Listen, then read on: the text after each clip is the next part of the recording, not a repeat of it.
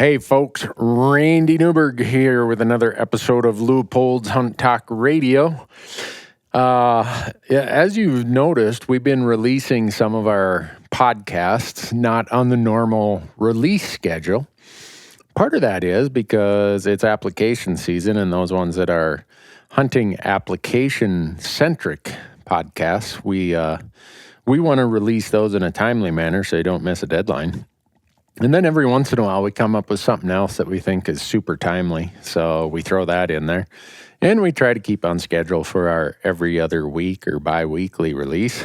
Today, I'm not even sure where to start with this one. But what brought it up is that today, the day this podcast is going to get released, which will be February 11th, is my 30th wedding anniversary. And very often on the podcast, we jokingly give marital advice. And we started getting a lot of feedback on our YouTube channel, on the emails from the podcast about our marital advice. So I thought, what the heck? I've been married 30 years. That kind of makes me an expert to some degree, even if it's not by training, just by hands-on experience. So, in this podcast, in preparation for it, we posted a YouTube video about a week ago and asked people, hey, we need your comments, your input, your ideas, your questions related to hunting and marriage. And as of this morning, we had over 200 comments on that video, and they are all over the map. I mean, it's from one end to the other. Well, my guess for this podcast, we thought we'd have a little bit of variety. And so my buddy Bart May, him and his wife Jennifer have been married almost 23 years. They're good friends of me and my wife, so Bart and I both know we got to be honest, because if our wives listen to this podcast and we're not, we are going, our hunting permissions may come to a screeching halt.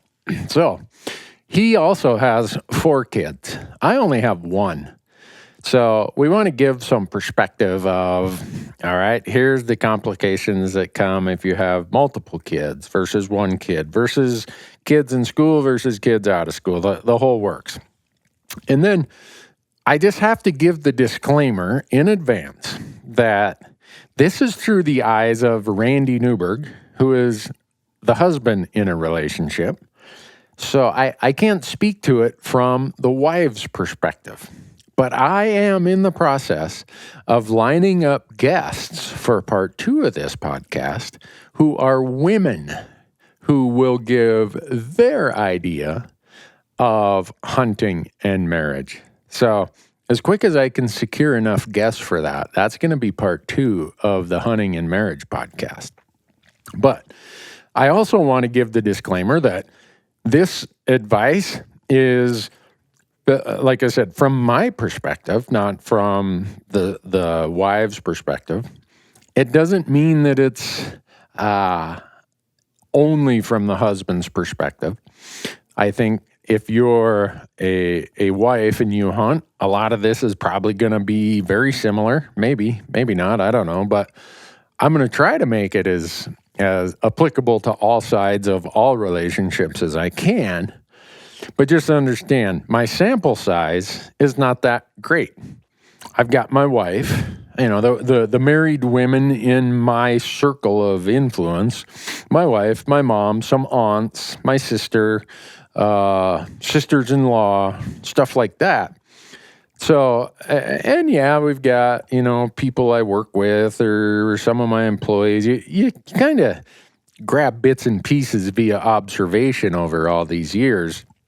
And for any of you guys listening, just understand that this is not a science.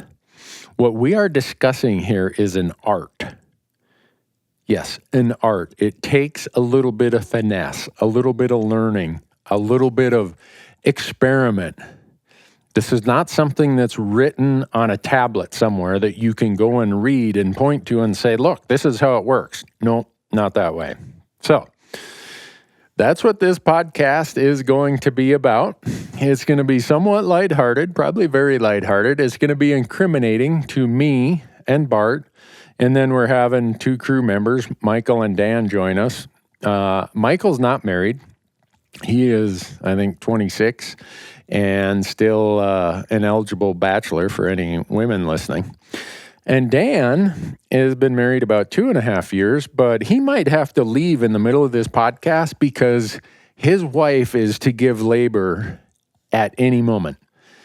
Her due date, I believe, is Friday. So by the time this podcast releases, he's probably going to transition from pre-fatherhood part of a marriage to post-fatherhood part of the marriage, or however that would be. Anyhow, he's going to go from not being a dad to being a dad. And any of us who've been through that, you know that marriage changes significantly. So whatever comments Dan gives today might be completely different if we had him on in a month or a year. So with that, we have to talk about the great partners that make this podcast possible, and none of them give marriage advice. So all of these partners give great hunting products and services, starting with Leupold. That's why we call it Leupold Hunt Talk Radio. Great optics, just back from the SHOT Show. Saw all the new stuff released for this year. Really, really good stuff. They support hunting, they support shooting, they support conservation. I hope if you're in the market for optics, you'll go to leupoldoptics.com and check them out. And then we have Onyx Maps, which I'm still trying to figure out how I hunted effectively before Onyx Maps came around. But I know post Onyx Maps, or since they've entered the scene, my hunting has got a whole lot easier, a lot more fun, and a lot more effective. So go to onyxmaps.com, purchase some of their app products, and when you do, use promo code RANDY and save 20% on those app purchases that you might make. And then we have Orion Coolers. Orion Coolers is they just make unbelievable coolers. That's why we use them. And if you go to orioncoolers.com and you use promo code RANDY for the entire year of 2019, promo code RANDY is going to get you 20% off an Orion cooler. The whole idea is we want you to save money by listening to this podcast. The last partner we have is one that we really talk a lot about this time of year because it's application season, right? The podcasts that you've heard us release in the last few weeks have been about Wyoming, about Arizona, how to draw tags, how to hunt elk every year. And the core piece of that process is Go Hunt software service called the Insider. So if you sign up for the Insider, go to gohunt.com, sign up for their Insider, and use promo code RANDY, and you'll get $50 of free credit. I call it mad money in their gear shop. Their gear shop is an absolute killer gear shop for the backpack hunter like we are. So gohunt.com, sign up for the Insider, get all this great information right at your fingertips. Get $50 of free credit in their gear shop when you use promo code RANDY. And then they wanted to sweeten the pot a little further. So you do that as one transaction. And then anything that you buy cash, not like you don't get this credit on your promo code dollars that I just talked about. But if you go and buy stuff at their gear shop, they're going to give you 10% off anything in the gear shop when you check out, and 5% off optics. So 10% off anything other than optics, 5% off optics when you check out. Use promo code RANDY, and they will automatically apply those discounts. So there you got it. You just save 10% on anything other than optics that you buy from their gear shop. And you can save 5% on any optics that you buy from their gear shop. How good is that, huh? Go to gohunt.com. Promo code RANDY will save you a lot of money. Just understand, can't use the $50 store credit and then get another 10 or 5% off when you check out. They're two separate things, but both are worthwhile. And with that, you're going to hear a little click here, and we're going to have the guests on this podcast. And Bart and I might put our feet, how would I say that? Plural. I might put my foot in my mouth to the point where I don't see my 31st wedding anniversary. And Bart might do the same, but maybe not. If we're willing to take that risk for the sake that the audience will benefit from this discussion. And I'm going to preface it by saying that the women always have the leg up in any marital debate or discussion. They're just way better at debating than guys are. Now, I don't know if these fellas will agree with me, but when I turn the mics on, they might have a differing opinion, but I'm of the belief that women are the best negotiators in the world. And that just comes from my life experiences of probably never winning a debate with a woman in my life. Whether it's my mom, my sister, my wife, employees, whatever. So guys, be thinking about that. Think about the fact that we come to the table in these discussions with an inferior skill set. So you just got to know where you're at. You know, you got to know where your skills are in relation to the person on the other side of the debate. So here we go. Bart, Michael, Dan, you guys are looking at me like I've lost my mind. Probably have. So hold on, folks. Going to be a lot of fun. All right, folks. I told you that we had a very interesting mix of guys on this podcast. And I say guys because in part 2 of the podcast, which I don't know when I'll recruit enough wives to be part of it, but that's going to be the women's perspective. So in typical male fashion, we're going to stick our neck out there and say a bunch of stupid stuff so that we can get reeled in by the wives. To my left, on mic number 2, I have my longtime hunting friend, Bart May.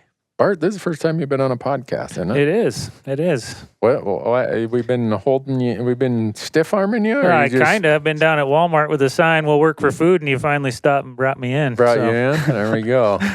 Bart, if you read his handle out on our Hunt Talk forum, he says he's on the Walmart Pro staff. Isn't that what you say? Isn't that your handle? Founder or member of Walmart Pro staff? Yeah. And then we have the soon-to-be new father, Dan Wilde. Dan, when's this going to happen? We've been talking. We were going to have a pool about. Yeah, you said today, the 5th. Yeah. So it hasn't happened yet. So I've got maybe I've got 10 and a half hours left. So due date's this Friday. So okay.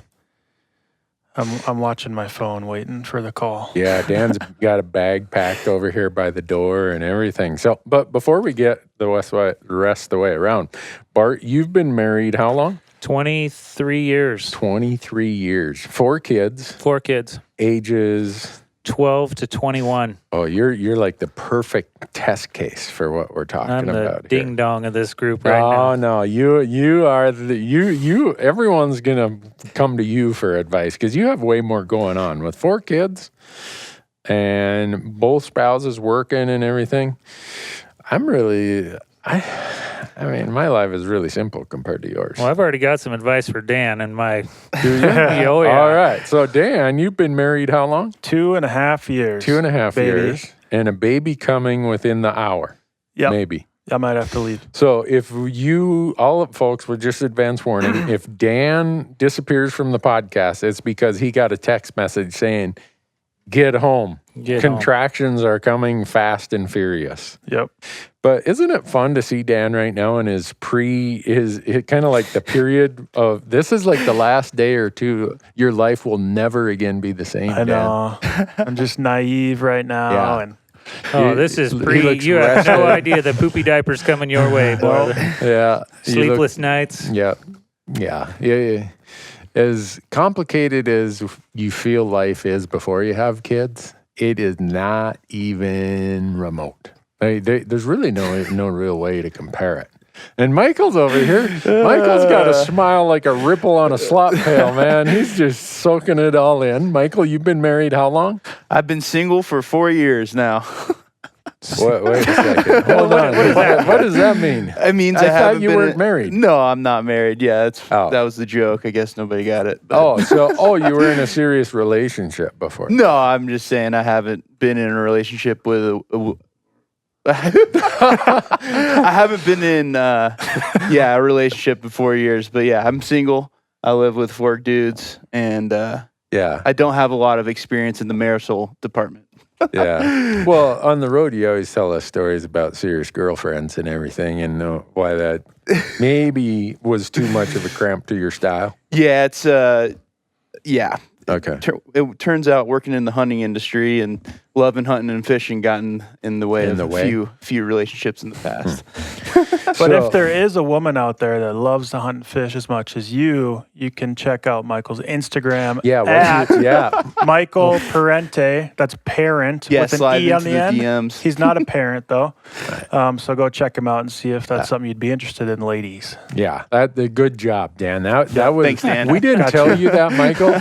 Our goal this year is to see if we can get you away from your bromance with those 4 roommates you got, because Bart, I mean, what do you think Jen, so when we say Jen, that's Bart's wife, Kim is my wife, what do you think Jen would have said if while you were dating, you were bringing her over to your apartment you shared with 4 other guys? Would she have been gone? She, especially, I mean, these guys, they probably look like cavemen over there. I'm thinking in Michael's place. I'm actually the most cleaned up one, I think. Yeah. Right then and there.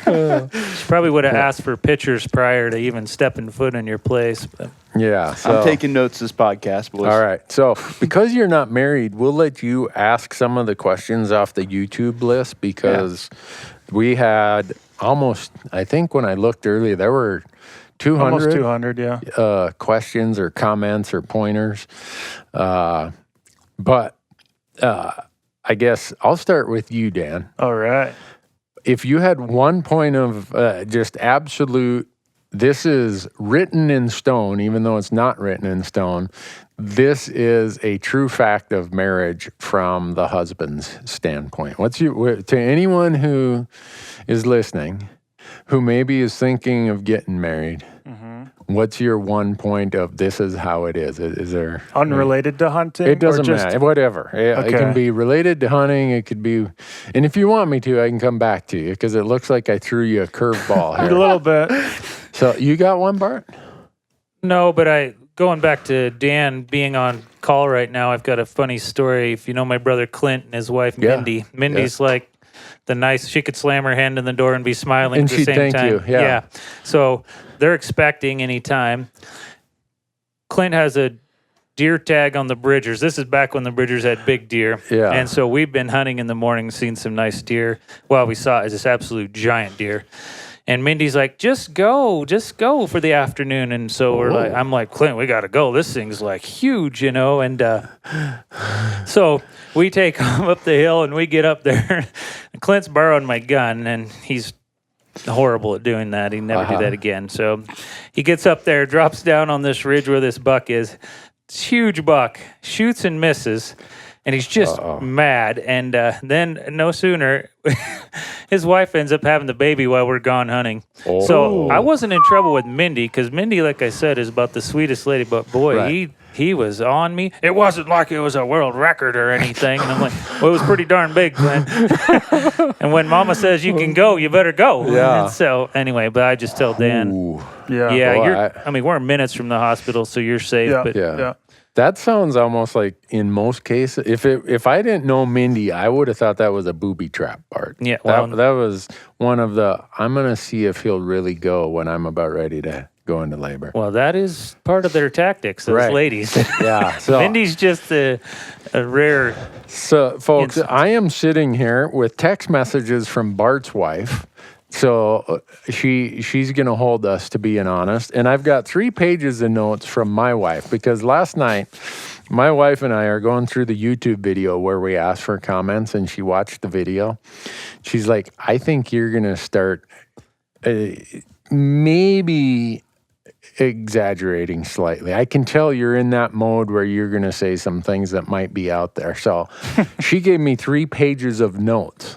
and said, if you deviate from these, I'm going to call you a liar. So my wife will never be on this podcast. She refuses. I can't even get her on video. You have a sweet wife, though. Well, I am. And so, but before we circle back to Dan and ask for his one piece of profound wisdom. He's got a nugget. For me, and people have heard it many times, and it took me about 3 years of marriage. So maybe you're like right at that point, Dan. About my third year of marriage, I decided I was going to focus on peace, not justice. That has been the best decision of my adult life. Getting married was the best decision of my adult life, but the best decision since I got married has been to realize that if I focus on peace and not justice, a lot of things change. All of a sudden, you're approaching the debates and the discussions from a completely different point of view. And man, I tell you. Wise advice. Yeah. I think that's besides the selection process, which I think we got to start right at the selection process, both for them and for us. The selection process was probably the most important thing, and then deciding I was going to focus on peace and not justice. So with that, Dan, what's the one that you dreamed up? Well, it's not so much a piece of advice, but a reality check for someone looking to get married, like Michael. I like Michael. Okay, Dan's looking at Michael as he's saying this. So, just be aware that your gear budget is going to be probably pretty limited. It's a lot easier to buy gear when you're single than when you're married. It's a lot easier to justify it. Oh, we're going down. We are going to go down that rabbit hole. That's a whole nother direction. Okay. That's really a good one to bring up. So, yeah. So let's go to the selection process, Bart. You don't have to get into all the details, but when you and Jen were getting married, how was it conveyed that, hey, I hunt? And let's sort this out. This will be interesting if you bring a wife back, because we have the State of the Union tonight, and the Democrats are going to have the rebuttal, right? So I'm figuring we're going to be in the same thing here. The ladies are going to show up and go, yeah, right. Yeah, your wife, Jen, has already volunteered to be on part 2 of the podcast. So nice. Bart is really confined here. He can only go so far. Yeah, and if you know my wife, she isn't going to stand there and take any nonsense. She's going to straight this out. But yeah. Anyhow, how did that happen that she decided I can deal with this hunting thing? So just before the podcast, she said, I had no idea. And I said, what do you mean you had no idea? I hunted all the time, and so she said I was extreme and all that. So anyway, what was the question again? The question was, how did you kind of prepare her for the fact that, hey, I'm in love with this woman, but I also want to hunt? So Dean Mortensen, which is a mutual friend, he taught a early morning seminary class, a church class that we took before high school. And so Dean shares this thing. He says, oh, you girls in here, you're never going to get Bart May to look at you unless you have horns, antlers. So she heard that from Dean, and so I don't think she believed it. But anyway, so I don't. But the reason I throw it at you is I remember a story that I've heard from Jen about you guys going elk hunting with your dad. Yes, that was right after we were married. Oh, it was that? Oh, I thought it was before. Okay. No, we had just gotten married, and so archery was just opening. Mm-hmm. We were up the Gallatin, and I said, it's really steep. It's really steep. It's a lot of hard hike. Oh, yeah, I've done that. Done that with my girls, the youth group at church. Yeah. We hiked the Tetons, she says. I'm like, okay.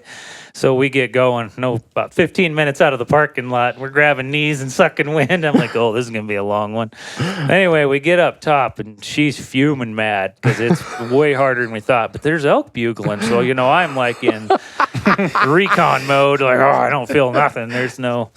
Anyway,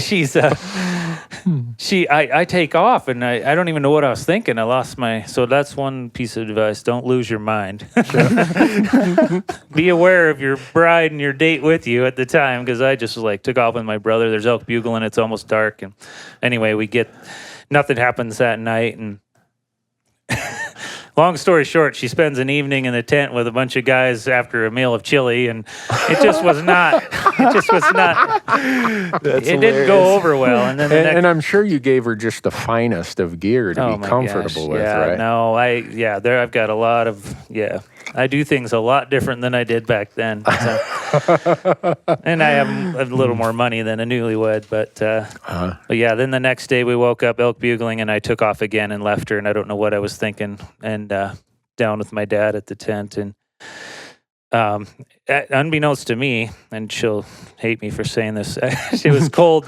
Well, I get back down. One of the items that she was bringing along was she had a butane curling iron. Just strikes. Oh, yeah. So she's like, it's not too bad. I just put my hand on it and keep warm. And my dad was using it too, I guess, throughout the day. But we ended up shooting an elk way up top. And I come running back down and tell my dad, grab the horses. Come on up. We got a bull down. And I still didn't grab her. I don't know what I was thinking. So I leave her with my dad, and I tell my dad exactly where to go. This bull's dead in this upper meadow, just at the bottom of it. Oh, yeah, I know right where you're talking. I said, just come up, because there's more elk bugling. Of course, I'm only going to focus on that, not my bride of 2 weeks. Moron. Anyway, so I go back, running back up there, try to get on these bulls, and I'm like, that kind of falls apart. And I'm like, man, where are they? I'm getting kind of nervous. So we decided to go back down to where the elk was. I get down there. This thing's cut, quartered, everything, and my wife's standing there fuming. She's covered in blood from her knees down, and my dad's like, yeah, we got it. And Jennifer and I got it. Like, oh, my gosh. At that point, I knew I was dead meat. She was hot. She was mad. So anyway, I made So when's your anniversary? In August. Okay, August. Good job. Dan, when's your anniversary? June. Good job. So mine is obviously February. I've told the world this is my 30th anniversary. Getting back to the getting married part, you go through the courtship and then the getting married. And this is where I'm going to tie into your budget stuff, Dan. Mm-hmm. The whole time I'm dating for this year and a half, I'm kind of thinking, man, when's she going to wake up? When's she going to realize that she could really climb further up the ladder, but maybe I can keep her faked out for all this time. Well, I had no money. I'm a starving college student. I think I've got, a semester left or something like that. And in my head, I'm like, well, I'm going to throw this out there. And I'd kind of planted the seed. I said, we're going to elope if I ever get married. Well, I go to Chicago for this training. I was working for this big CPA firm as an intern. And on the way back, I remember saying, I'm getting married next weekend. So she picks me up at the airport, and I said, we're getting married on Saturday. She's like, wow, we can't do that. My family can't get here. Your family can't get here. I'm like, that's the point. We don't have the money, so she relented, and $20 and a blood test later, down at the Justice of the Peace in Carson City, Nevada, we were married. Heck yeah. So here's kind of getting to the budget thing. If she would have protested and said she needed this really big, expensive wedding, it would have caused me to have to recalculate. And I gave all these disclaimers in the introduction, folks. So go back and listen to these disclaimers. This is through a very limited sample size that I'm expressing my opinions here. So I'm not saying it's fact. It's not universal. It's kind of like the tax code. There's an exception to every bit of it. But my thinking at the time was, if she wants a full-blown wedding, this is going to be a higher financial maintenance situation than I'm probably capable of sustaining. And so back to the equipment budgets and stuff, Dan. This is my theory that you need to kind of throw out there the eloping idea. And if they're good with that, your budgeting process for hunting is going to get way simpler. Now, if it's got to be a full-blown wedding at the Great Mountain Estate, inviting everybody and anybody, and put it all on the credit card or take out a home equity loan, you're screwed, my friend. Or if the guy wants that, and if there's women listening, if you got a guy who wants a great big full-blown wedding, you are entering into a situation that's going to cost a lot of money. Now, this is where you're a little different than most, though. Why is that? Because you were an accountant at the time. Well, the rest of us ding-dongs are like a bunch of raghorns running around, lost our minds. And we're just, we're getting married. This is great, This is what we do. And so you're way more analytical than probably 99%. Now, your advice is very appropriate, but the rest of us got our heads in the cloud. Well, let's back up, though. If she would have said she wanted a really big wedding, I was so in love, I probably would have signed on. But I would have signed on with the knowledge and understanding that my budgets for hunting and fishing and other things that were real important to me my entire life, probably going to shrink. So here's in my current life, here's the way I look at it. For every dollar I spend on hunting gear or trips or whatever, I expect that I'm going to spend $2 of the household budget for my wife and her friends or sisters or family or whatever to go and do their thing. So back to your budgeting point, Dan. This is my wife and I. So I've got all of these notes here, right? And it's her belief that men are way too narrow-minded about household budgeting and disregard what it costs to go hunting and fishing. I can agree to that now. Okay.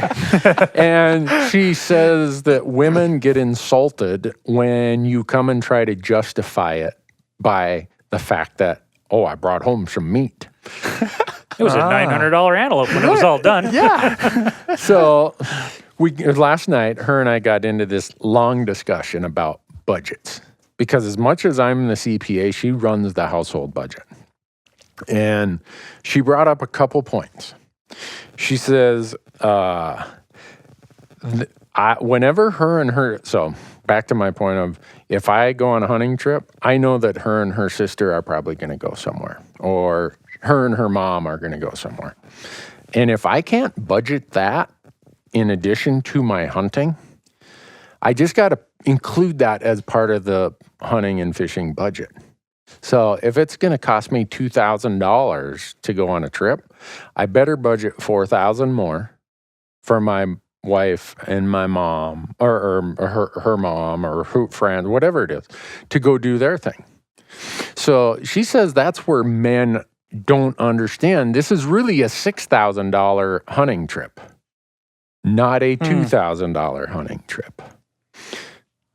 And Bart is looking at me like, why didn't somebody tell me that? No, I know. Well, I heard this as a client of Randy's. We came in, and I don't know how long I'd been married when we first started seeing you.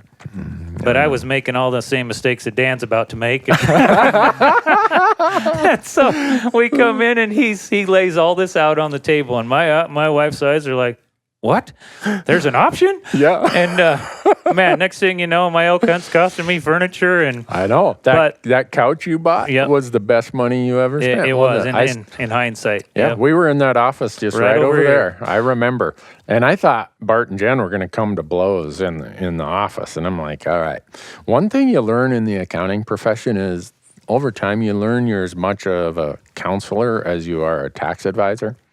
And I don't think I've ever caused anyone to get divorced based on my advice. And I always take the side of the wife. Bart can attest to that. Boy, next thing you know, I'm laying under the bus looking out going, throw me a bone, Randy. He's like, no way. He jumped ship real quick. Yeah. He's a tough guy at first. Yeah. And then, so by the time the meeting's all done, Jen has new furniture, a new couch coming. Yep. But you get to hang your doll sheep on the wall. Yep. There you go. And next time I saw them, they were lovey-dovey, holding hands and Problem solved. Well, that's the part the guys need to remember is the lovey-dovey and the holding hands. Because while you're out hunting, that lasts for a little bit, but it's nice to come home to lovey-dovey and holding hands. And if you don't take care of mama, that's right. You're out. You don't bother coming home. So, Dan, this is back to your other point. So, Kim, this is in her handwriting. When I come home, you do not, and she said, this is what I love about you. This is like the endearing traits. She could fit all my endearing traits on that little sheet of paper. She said, what I love is when I come home from these trips, you don't look at the credit card or the checkbook and criticize or critique how much I spent and what I spent it on. How many guys look at the credit card or look at the checkbook and they act as though because when they were gone, their wife bought groceries and somehow that was an extraneous expenditure. And I know we're talking about this kind of in a male-centric way, but it's the lens through which I can see this. So I'm saying if we're in a mirror, it could be a woman doing the same exact. The roles could be reversed. So, Dan, have you ever looked at the checkbook or the bank statement or the credit card statement and asked a question of, what was this for? Yep. And what was the response? It wasn't great. Yeah. There you go, Michael. Write that down. I'm taking notes right now. All right. Over here typing on my phone. So any of you guys listening understand that if you want a good liberal budget for hunting and fishing and equipment and gear, the surest way to put a hole in that boat is to make a critique of something your wife spends money on. That is true. That's a good one. I like that one. It's funny because you're like, the guys, and I'm going to bash guys here for a minute because they're all like, oh, yeah, I go out and I work, and they don't think what all the work that their wives are doing, to keep the wheels on the cart at home or whatever. Right. Maybe they're working too, but yeah. But then when we're reconciling the books at the end of the year, there's always this Montana Fish, Wildlife, and Parks thing, and like, does she ever go to you and go, what the heck's this $200 some for all these tags? And and guys never want to. They never want to. They want to question why she bought a pair of shoes or this or that, but they don't want to look at their own. Yeah. You bought fuel. How much fuel do we spend? How much money in fuel? It's ridiculous. Yeah. Like I said, it's a $900 antelope in one weekend. That's the most expensive meat on the planet. And if you want to insult your spouse, come home and try to justify that. Yeah. So, are we making progress? Yeah, I think so. I'm learning. I'm taking notes. All right. So you guys are going to mess up. The other thing that Kim said is about proper expectations. She looks at the whiteboard. I have a whiteboard calendar up in the Randy room. And every year when it's August through December, she walks up and looks at it. And she just crosses her arms and says, looks at me and says, really? And then she walks away. And I know that's body language for don't come and talk to me for at least 3 hours. She's processing. Yeah. And I'm kind of hoping that my mother-in-law calls or someone else calls to get her mind off it in that 3 hours. And then I come downstairs. And we have the discussion of, really, you got to go hunting that much?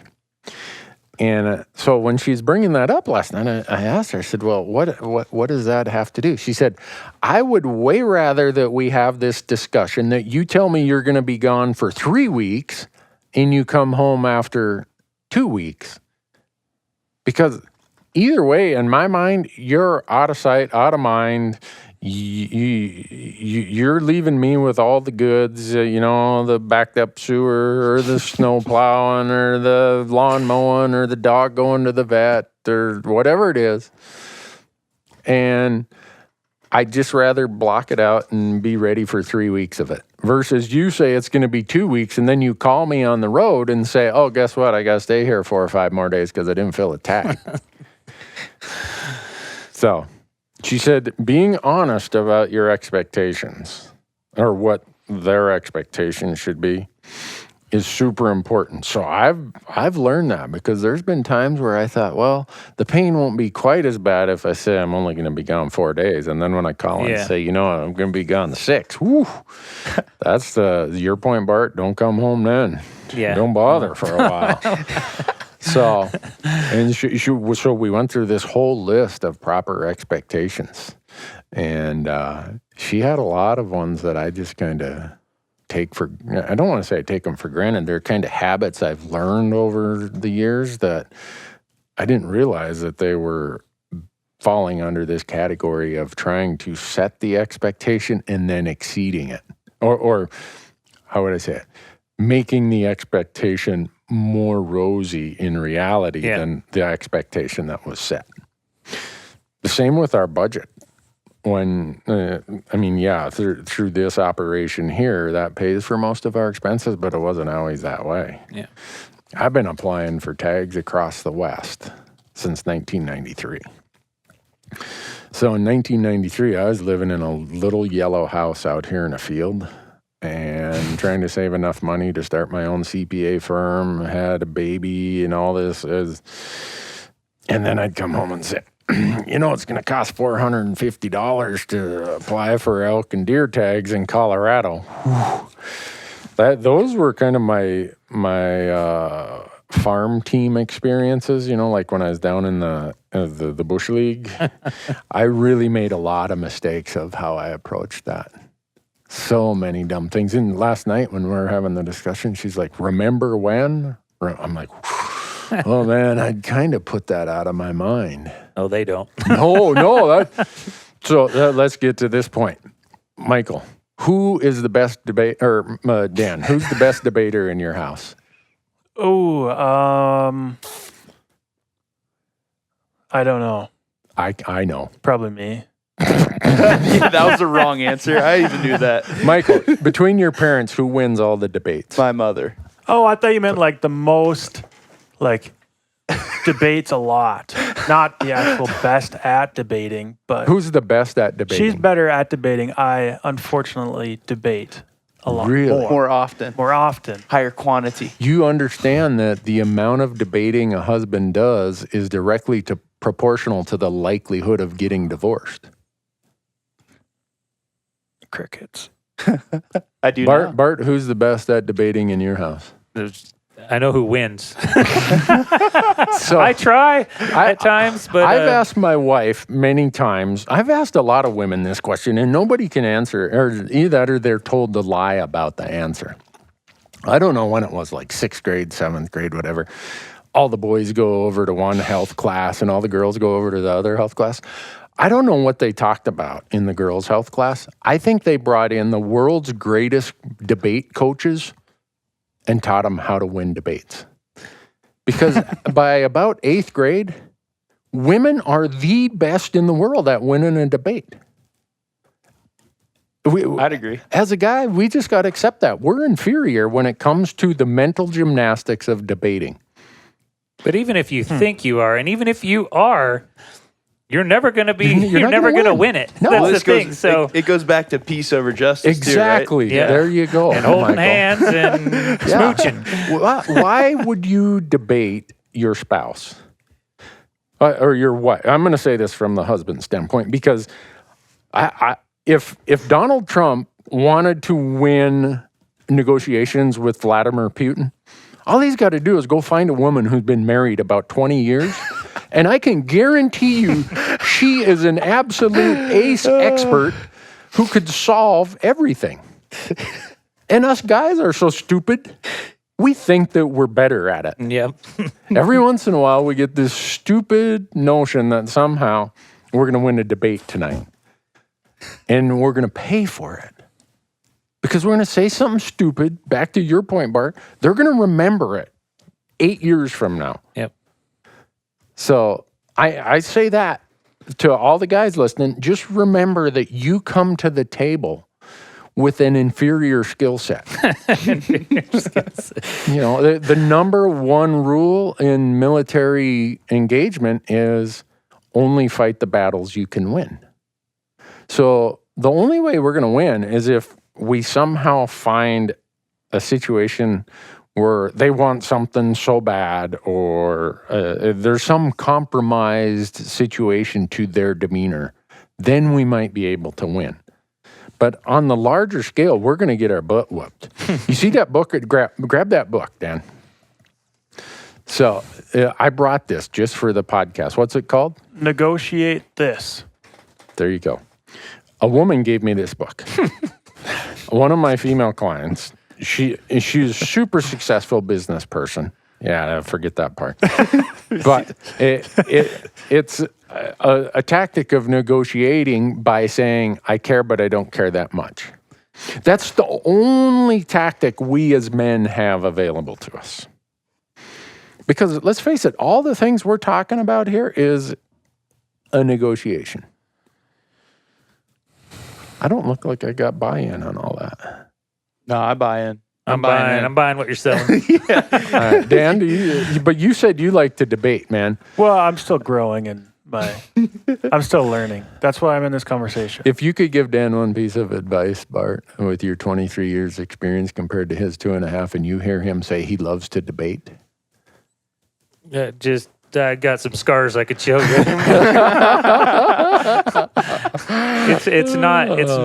It's not important in the end. Well, so when you get kids and they get older and they're fighting in the car, the first thing we tell them is, Wyatt, look out that window. And then Bridger, ignore what your brother's saying. It's best just not to fight. It doesn't matter whether one of them was right or not. I mean, it's going to create contention and it's going to be a problem. And ultimately, that's going to hurt the marriage. So I've heard this story from Bart, and I'm going to lead him into it. And this is for you two younger guys. My wife and I, when we got married, we had 2 sideboards we agreed to. 1, divorce is never an option. So when divorce isn't an option, you find a way to work it out. 2, we would never go to bed mad. And I was telling Bart this one time, and he said, well, when we got married, there was this little old lady in the reception line. What was her advice? Okay, Bart? so we're standing there, a bunch of brand new newlyweds shaking hands, and people are coming through the line or whatever, and this old lady comes up, and she goes, want me to tell you the secret? And I'm like, yeah. She goes, fight naked. That's a good one. Of course, I like it. Being the innocent kids we were, I was like, okay, yeah. Then I can see the wisdom in that now. Like, you won't stay mad long when you're standing there naked. Yeah. So we're giving you this, folks, because there's some people who commented on the YouTube page who've been married longer than I have and longer than you have. So maybe we should have had them on here. They might have. They might have figured something out. Yeah. But right now I'm at a different phase in my life, and that's why I wanted to have Bart and Dan on this podcast. No offense, Michael. No, but you're Michael, you're living with the dog right now. I mean, come on. But your mom's praying that you're going to get married. I know, seriously. Bart has 4 kids between ages 12 and 21, and Dan is about to have a child that will be an infant. And I only had 1, which a lot of people say if you only have 1, you're really not a parent, because who are they going to fight with? Or if you're going to blame the kid, you've blamed the proper one. So I accept the fact that maybe I didn't have the true full parenting experience. But I throw that out there because the way I approach it now is way different than when I had the obligation of a child. Because there's nothing, as much as I hunt a lot, there was nothing more important in my life than my family. Never was, never will be. So I lay that out there so that people don't think, Randy, you selfish SOB. Because if my wife or my son would have said, we don't want you, we need you this day when you planned on hunting, I wouldn't have went hunting. Well, I know you, even to today, if Kim needed you, and she's not selfish enough just to pull you away to see how strong she is, but right. I know that you would. I mean, you've got a big thing going, but you would drop it. You just would. Yeah. But my point of that is, it's easy for me to sit here and give all this worldly wisdom because I no longer have the additional complication of kids at home. And that really adds a lot to it. A lot. I don't know how else to tell it to you, Dan, but if you think your time there's competition for your time and attention today, it's like, okay, I'm going to go and swing the bat against a little league pitcher versus Nolan Ryan throwing a fastball right across my eyeballs. That's the difference in how much your time is committed and obligated once you have kids. Is that a good way to put that, Bart? Not to scare you. I mean, I love kids, so they're a huge blessing. They're just your priorities have to change. Right. And there's a lot of men. I think these big macho egos. They're like these grouse out there. Before they're married, and I kill these huge animals, and I got this pretty girl next to me, and your priorities have to change. They just have to. You're not going to have as much money. You've got children. You've got health insurance, and you're going to have to forgo some of the luxuries that you think you're entitled to. If you don't, you're setting yourself up for failure and a bumpy marriage, to be honest. And that's why I brought it up, is that there are times, both in the short term and over the period of a relationship, where you have to understand what the priorities are. And don't be unrealistic, as Kim said last night. You were very realistic in your expectations, is what she told me. And I'm thinking, well, I hunt 4 months out of the year right now. I wonder, that's considered realistic expectation. Maybe I can go to 4.5. No, but when I was going through that phase, there's no way I would have hunted as much as I do now. There's no way I would have allocated as much of the household budget to the things I love as I do now. So understand that when you decide kids are part of the equation, you better be all in on that part too, because things are going to change. Yep. So what else you got? Come on, I'm doing all the talking. So I got a question off of that one. So were you able to still get out hunting a decent amount when you had young kids? And how did that work? Or how did that play out? I got a text from Bart's wife earlier today saying that the first 3 years of my marriage were misery because of Bart's hunting. So I'm... Wow. I don't know. So you did. So Bart must have went hunting a lot. I was a weekend warrior. So to me, I wasn't going like I can go now. I mean, but you've got to realize when you're marrying someone, if she's not used to that, one day's a lot, or an afternoon is a lot. And so, I didn't think I was doing anything wrong, but I was just being selfish and wasn't thinking about her. I had this hunting addiction that I'm like, well, she'll be fine. She's going to be waiting for me when I get back home. Probably warm cinnamon roll sitting there. I come in the door and she's smoking hot and mad. And I'm like, So I think you just need to realize and talk to them and what to be honest, what I've found now is to try to involve them. So, and because I didn't marry Jane outdoor lady, it's just not her. Me either. So she's not. I mean, now the way I approach things now, I mean, it's got to be like I tell people, it's got to be warm and downhill both ways, and like her bow handle better not be cold. So I do all kinds of things, but I enjoy her company. So I think you as a male need to, if you're used to hunting one full Saturday and she's at home with the crying baby, you better make it a half a day to start off and just to figure it out. Because if you don't, you're, like I said. And so if you look at my photo albums from 1991, 2, and 3, while Matthew is 1, 2, and 3 years old, it's all three of us. In fact, our photo albums for the first 10 years, it's all three of us. And it went back to when we were dating. So my buddy Jerry Pritchard, who's been on some podcasts and been on some episodes, he was my roommate, along with our buddy Craig Campbell. When I first started dating Kim, we're getting ready. We're living in Gardnerville, Nevada at the time. And typically, we're like Michael, okay? And Jerry and I both have these girlfriends, and we're like, man, I hope they never figure it out because we're screwed if they ever see the way we are. Well, we're getting ready to go fishing for the weekend. Kim comes rolling by in her car on this Saturday morning as we're loading the truck. And she stops, and she's just this, everything I could ever have dreamed of. And she said, "What are you doing?" I said, "Oh, we're going fishing for the weekend." And as quick as I said that, I looked over, and I'm getting the stare and glare from Jerry and Craig like, "Don't you dare." And the next words out of my mouth after Kim and I both looked over at them, she knew what they were thinking. Also, I said, "You want to come with?" Those guys were like, "What in the hell, Randy?" They threw their stuff in Craig's truck and they took off. And she's like, I can come with. I'm like, yeah, go get your stuff. Well, I don't have any stuff. All right, let's figure this out. So we worked on it. We got it. She went fishing with me that weekend. And I know in her heart, she knew I had just told my buddies, she's more important than you guys. And that scored serious points, like big time points. And ever since then, the rule at my house has been, if I'm going hunting or fishing, you're welcome to come with.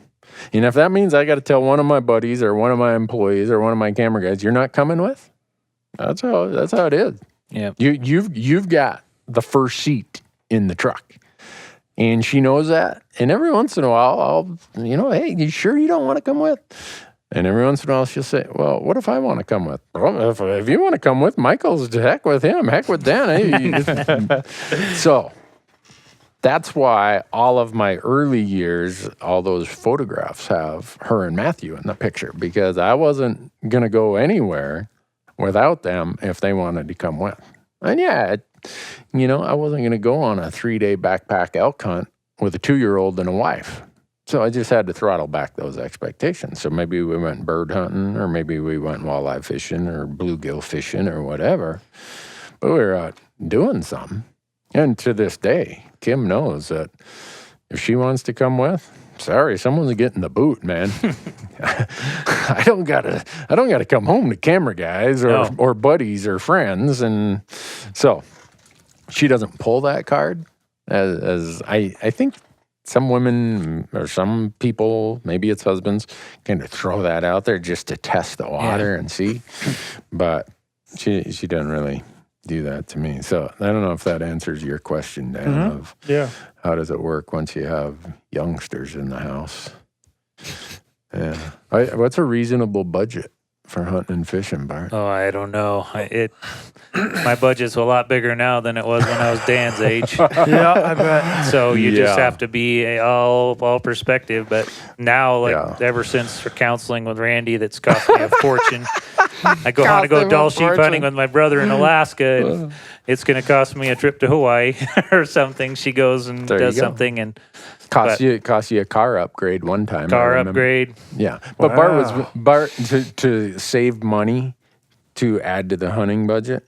He's making his wife drive a car that had like 180,000 miles on it. I was breaking down all the time. Come on, Bart. I was being Dan. And so my wife has 200,000 plus. So Dan, I'm telling you need to start working on the upgrade here.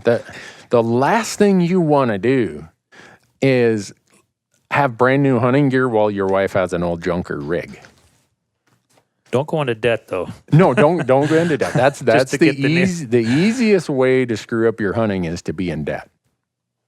While we're on this topic, Jeremy Ansel on YouTube says, "Buy the hunting gear and deal with the consequences later. They will only be mad for a day or so." Is that true? Wow. No. Jeremy, that dude, he's either divorced or recently or soon to be divorced. That's right. He didn't marry a Swede either. One day, my ankle.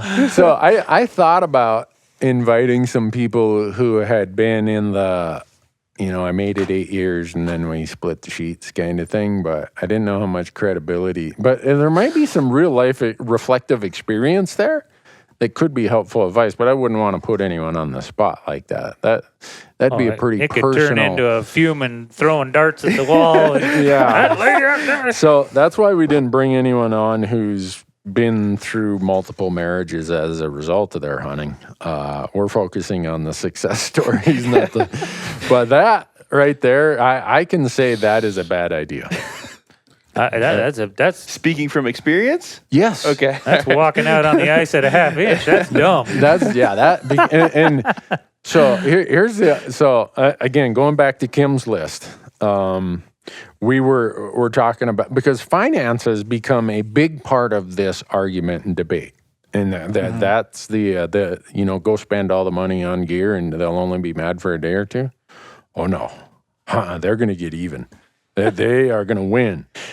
So Bart has a theory called the sock drawer money. Oh yeah. And Kim and I have our allowances. So each month, as part of the household budget, here's your cash, nobody cares what it's spent on. And if you want to save it and for a bigger purchase, go right ahead. Or if you want to blow it on night crawlers and leeches, you can go ahead. It doesn't matter. But she thinks that's eased a lot of the pressure in the financial part of buying gear or spending it on trips and licenses and stuff. So this person saying you just go do it and ask for forgiveness. Forgiveness can be hard to get, is what I would say to that person. Well, you have the extremes too. You've got guys that are so focused on their own. Now, my wife, she's going to listen to this and go, this kid's full of crap. But honestly, your family might be, if you can't afford a Swarovski scope or a Leupold whatever it is, then you can't afford it. And a lot of times the wife's the one sitting there trying to figure out how to feed the kids and everything. And what's that doing for you in your closet, And anyway, I think it's foolish. Yeah. Sorry, Jeremy. Yeah, sorry. But that one is like if we had the old gong show with Soupy Sales, someone would go up and hit the gong on that one. The budget idea, though, is awesome. Like that. Yeah. That is good. And I don't do that right now, and I should. I don't. Now I don't say a whole lot, even though she's going to come on and rebuttal and say, but I don't say that much. But if you each have your own, do with what you want. That's super smart. She may want to go buy a purse, or she might want this, and you buy leeches. And if that makes you happy, when your money's gone, your money's gone. Yeah. It should be an even playing field. Yeah. Is that working, Dan? I think that's a pretty good idea. Yeah. So you just got to build it into the budget. Yep. And that's where Bart's budget's too tight, man. I gotta.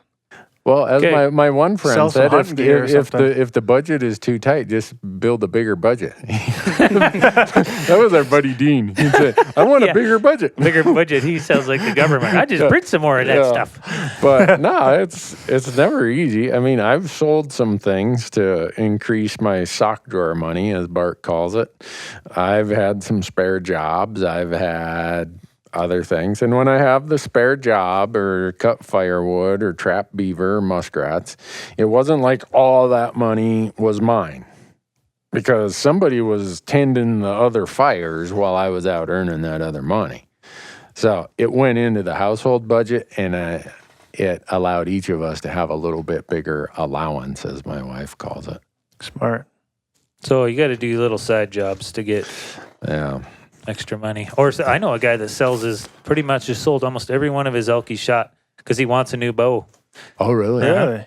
Well, so he sells the antlers and funds his habit, and he doesn't have a real connection, I mean, I'm sure if it was a big one, he wouldn't, but. Well, I've got 3 bows I'm getting ready to sell because Bowtech just sent me 3 new ones. So if you're listening to this and you're looking for a new, hardly used Bowtech bow, I'm your guy. So here was another one that my wife, some of these things crack me up, that she says that are really important to her. So I'm keeping this list because I'm going to make sure I keep doing this. She said that the first time I ever went on an out-of-state trip, this was before cell phone days, and I had flowers with this really juicy card delivered, and I had it scheduled that I was only going to be gone about 20 minutes by the time those flowers were showing up. And since then, it's converted to this: I leave the house in 5 minutes. I call her, you miss me yet?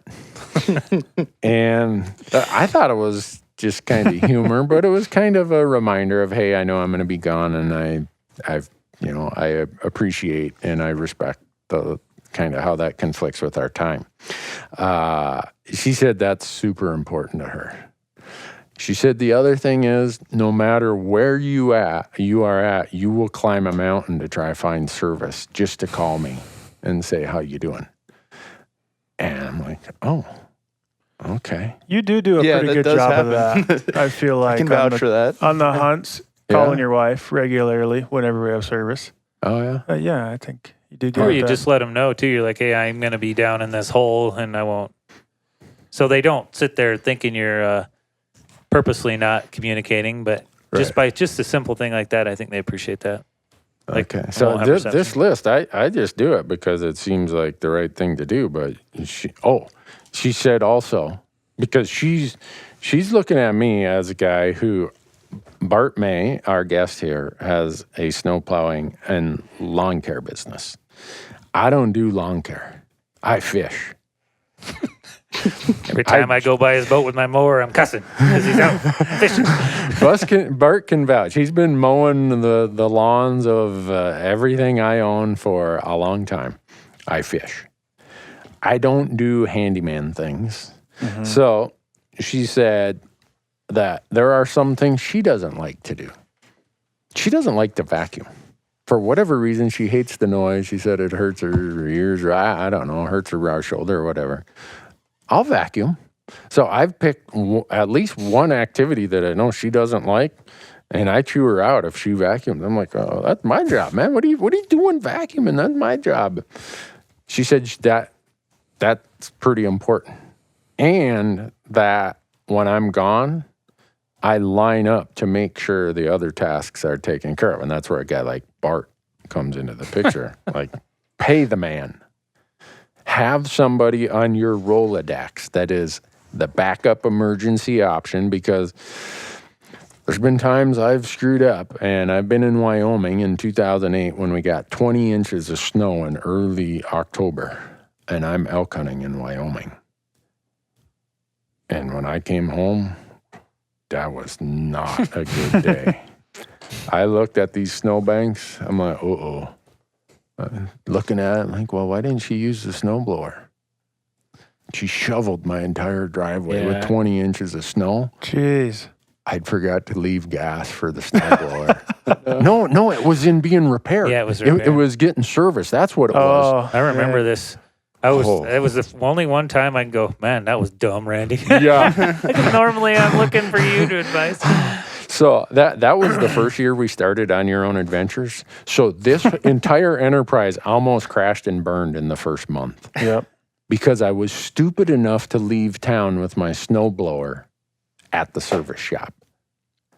Don't do that. So she said these are your marks over in the asset part of the ledger are really good. And so I asked her, well, what about the liability part of the ledger? And she politely said, not wanting to hurt my feelings, said, well, there aren't many. I'm like, there's something coming here. What's the ask? What's going to be the request? So Dan's over there contemplating, like he's soaking all this. What are you thinking, just Dan? Soaking it in.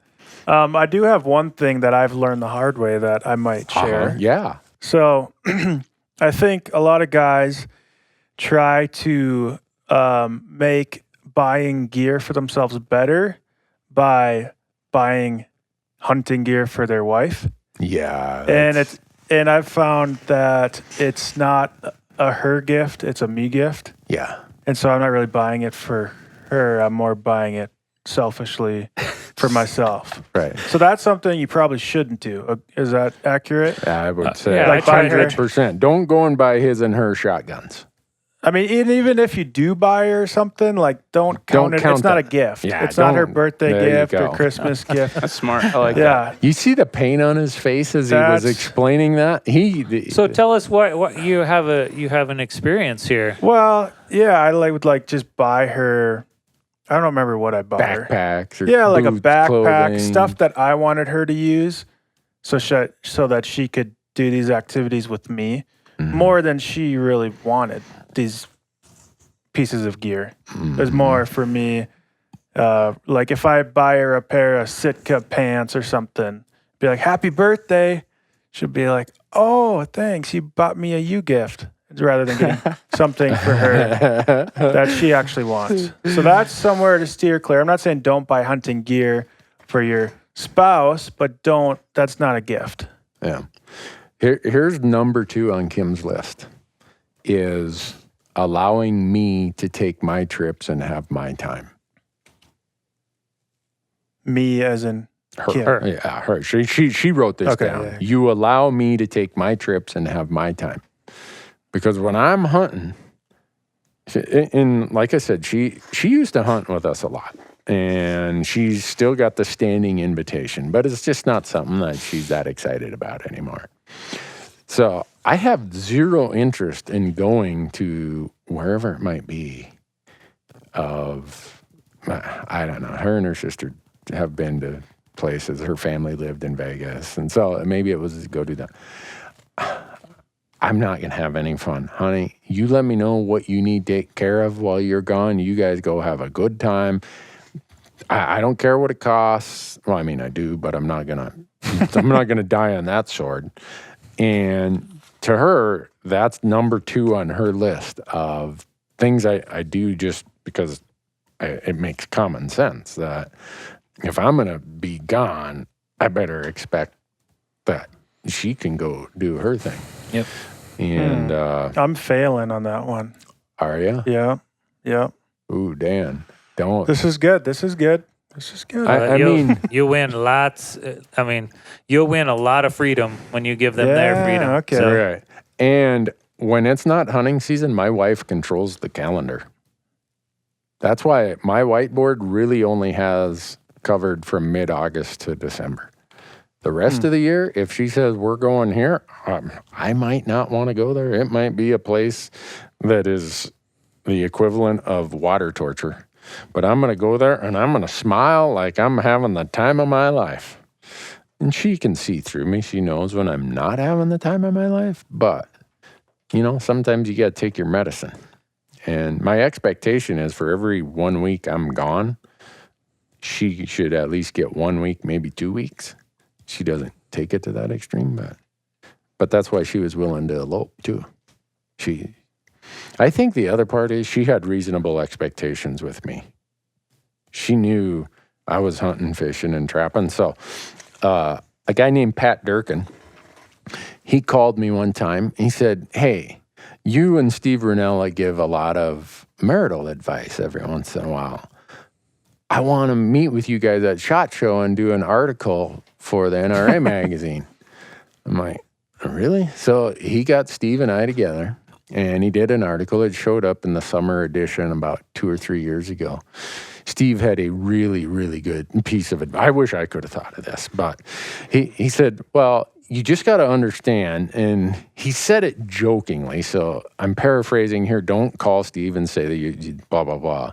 He said, the noose, I think he said, doesn't get looser, it only gets tighter. He said, so I would encourage everyone who's thinking about marriage, he said, using it as an example, Thanksgiving, I think he said his family hunted Thanksgiving morning. Well, if her family's tradition is, no, we come over and we start making lefse and cooking turkeys and everyone sits around, burps, and eats too much pumpkin pie. He said, you got to test the boundaries before the marriage. He said, call her up the night before and say, hey, a big flight of northern mallards just came in. I'm going duck hunting with my brother tomorrow. I'll be there for, what time's dinner? 2:00, I'll be there. He said, you got to push a few of those to find out where the boundaries are going to be going forward. Otherwise, you go in it with ignorance and then you look around and say, well, I had no idea that these were the sideboards. So for those of you not married, thinking about getting married, I think Steve had a great pice of advice there. Good. Now he lives here in Bozeman. Now he's going to call me and say, Newberg, what are you doing? My wife heard that. Now I'm in trouble. But really, that you can read it in black and white. Pat Durkin, a great guy. He wrote the article. Michael's over there laughing. You got another one? No. This one was inappropriate. I can't read it. Okay. No, but it's funny, evidently. Huh? All right. Huh. Are there ever communication. This applies not just to hunting and marriage. This applies just to marriage, right? Do you think you know what your wife is really saying, Dan? No. Okay. Michael, when you were dating, do you think that what was said to you and what you received is what was really being said to you? Like, I don't care if you go fishing. Like, right. in that scenario. No. Yeah. So I'm 30 years into this, and I still don't have a good decoder. I kind of, sometimes the antenna, the red light flashes like, hey, this, iceberg dead ahead, But my wife and I were talking about that last night, and she said, well, guys know what we really mean. I said, no, we don't. We're not that smart. Yes, you are. You just don't want to know what we mean. So we got into this long discussion about how we now communicate. And I said, well, what's been the biggest change in learning experience for me? She said, well, I think you tune me out more now than you used to. And she might have said that the other day. And I said, well, what do you mean? She said, well, when I ask you a question, it takes you forever to answer. I said, well, here's the deal. I've been at this game long enough. I'm trying to figure out the decision tree of all the places I can make a mistake in how I reply. So her and I got on this, you like my haircut? I said, you ask me, do I like your haircut? If I tell you the truth, then I'm blankety blank. If I don't answer, then I'm in trouble. So I can't win. Do you really want the answer, or do you just want to have a debate? Because sometimes people just want to debate. The old Hank Williams song, you'd rather fight than breathe. There's times I think that people enter that realm of, I just want to argue today or debate today. See, my wife now has gotten to the point where she'll come home, she has the hair question, and she'll preface it like, I'm going to ask you this, and I know you're going to say something stupid, but I'm going to ask it anyway. That's what she does. And I'm like, no, it looks good. That's not what you mean. Yeah, exactly. Or what do you think? She'll get ready for Sunday, and like, what do you think of this dress? And then she'll say, like, not that I care, but I'm just asking or something, just funny how you're like, but I think if you can get to that point where they can actually realize, because sometimes she'll say, no, I'm just being like a girl, So that's kind of cool. So they realize that, they're rational, crazy. And then if you do the same back to her, it's like, I don't know, I'm just being a guy. Yeah. Yeah. Well, the communication, and this is where I say guys are so inferior when it comes to debating in this whole communication style. We take everything literally. Like Michael was saying, yeah, go fishing if you want to. Well, they put the mute button on, and it's go ahead, go fishing if you want to, but you're going to pay. Go fishing if you want to, but you're going to need a divorce attorney. Go fishing if you want to, but me and my sister are going to go and buy brand new blah, blah, blah. I'm over-exaggerating there, but don't think that when they say go ahead if you want to, that really means permission. There's no manual. I don't know what to tell you. No, and that gets back to why this is an art, not a science. I mean, I've spent 30 years of my life understanding the tax code. And that is so simple compared to understanding what my wife and I are trying to get across when we're communicating to each other. And she says I'm as much at fault as she is, which I struggle to see that because I just say, I use noun, verb, adjective, or sentence structure that's literal. Yeah. I have no body language. Or if I do, I don't know about it. Or she doesn't say it. So I don't know how. I'm still way behind though. I miss a lot of these Cues. Yeah. So, you ever miss any of those cues, Dan? I'm sure I do. Okay. Yeah. Michael's still over here laughing because him and his buddies can have a discussion. I just get to go fishing whenever I want. But we get to come home to food. True. Yeah, I do have to do a lot of things like cook my own dinners and and so it's quite fitting. My cousin Lorinda posted something on her Facebook page. I usually don't read Facebook page posts, but she works. She's helped raise 3 kids. Her and her husband both work, and she had a meme that said, no one cooked my dinner tonight. No one did the laundry for me this week. I'm sitting there thinking, man, I am really spoiled. And so in the form of full disclosure, so if people think I'm like some sexist bigot, traditionalist, before this eloping discussion happened with Kim and I, she told me, she said, buddy, I hope you're ready for the fact that my goal in life is to be a stay-at-home mom. I thought she was just, at the time in the late 80s, it was all about, breaking the glass ceiling. And she had an amazing job. She made way more money than I did. So besides being this really smart, attractive, everything going for her kind of woman, she had a job where she made a boatload of money, at least compared to the guy working at the sawmill going to college. And so I even forgot where I was going with that point. But I guess what we said could sound bad. I mean, there you go. I go out and plow snow at 5 a.m. at 5 below, and I know she's thinking of me. And when I come home, so anyway, it's just all how your relationship is, or whatever. I'm not saying it works that way for everybody, but for me, I've been so spoiled because when Matthew was 4, she was working over here at the university. She said, all right, I'm at that point. I'm going to be the stay-at-home mom. And I'm looking at the budget. I'm thinking, man, just when I thought I had enough money to start applying in Nevada and Arizona, now she's going to be a stay-at-home mom. But I didn't say anything because I knew if I could find a way to replace that budget by working more hours, or working overtime, whatever, our life would have sanity to it. And I'm not saying this is for everybody, but I will admit that my life has been the most sane adult husband life anyone's ever had. Because when I'd shut it down at the CPA firm on Thursday evening, and we were going walleye fishing for 3 days, it wasn't someone's got to catch up on the laundry, someone's got to run the errands, somebody's got to blah, blah, blah. The coolers were packed. The truck was backed up. All I had to do was load the truck, hitch the boat, and we were going fishing. We had sanity, man. And so I have to always think about, all right, that's not the perspective or the context everybody else comes from. Did we do without a lot of things? Yeah. I didn't have a cell phone until my CPA partners got tired of not being able to get a hold of me when I'm out hunting.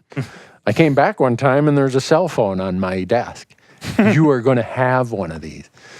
I pitched a fit. It's like, I'm not paying $60 a month for a stupid cell phone. Because in my mind, I'm thinking, well, $60 a month, I could apply in Wyoming for elk and deer for $60 a month. So I think a lot of guys blow a pot full of money on stupid stuff, and then they wonder why they gotta compromise the household budget to try find more money for their crazy activities. I don't go to the bar. I didn't drink. Here's the other thing. So, Michael, this is going to be, I'm looking at you with this. He says drinking and then points to Michael. No, but so many guys, I'm saying this because I get asked the question a ton. In fact, Kim handles most of my emails, and she knows how many times I get emails or messages. We have a social media firm that handles Facebook and Instagram for us, and so Michelle sometimes will forward the same messages of, how do you justify this in your budget and blah, blah, blah. And sometimes you get asked that question face to face, and then you get to talking to them and you find out that, well, yeah, I'm in a softball league, and then me and my buddies, we go out every Tuesday night and Thursday night after softball, and we have beers, and, I get home at midnight. Really? Right there, you've just taken 2 evenings of your week that you may as well take 2 weeks off your hunting calendar because of you and your bros going and drinking beer after softball. If you are playing, like, I'll use an example, softball league, and you've got a night or two a week that you and your buddies are going out, you're just an idiot. Your hunting days are seriously compromised because of that. So you might get frustrated that, well, why do I get a lot of heat when I'm hunting? Well, it's because you made the decision that I'd rather go and drink beer with my buddies and play softball than hunt. That's really what that equation comes down to, but you don't view it that way. Just what Rinella said. You're just moving that noose tighter. I mean, you're making that decision, and then you're like, why am I in a snare here? What the devil's going on? Yeah.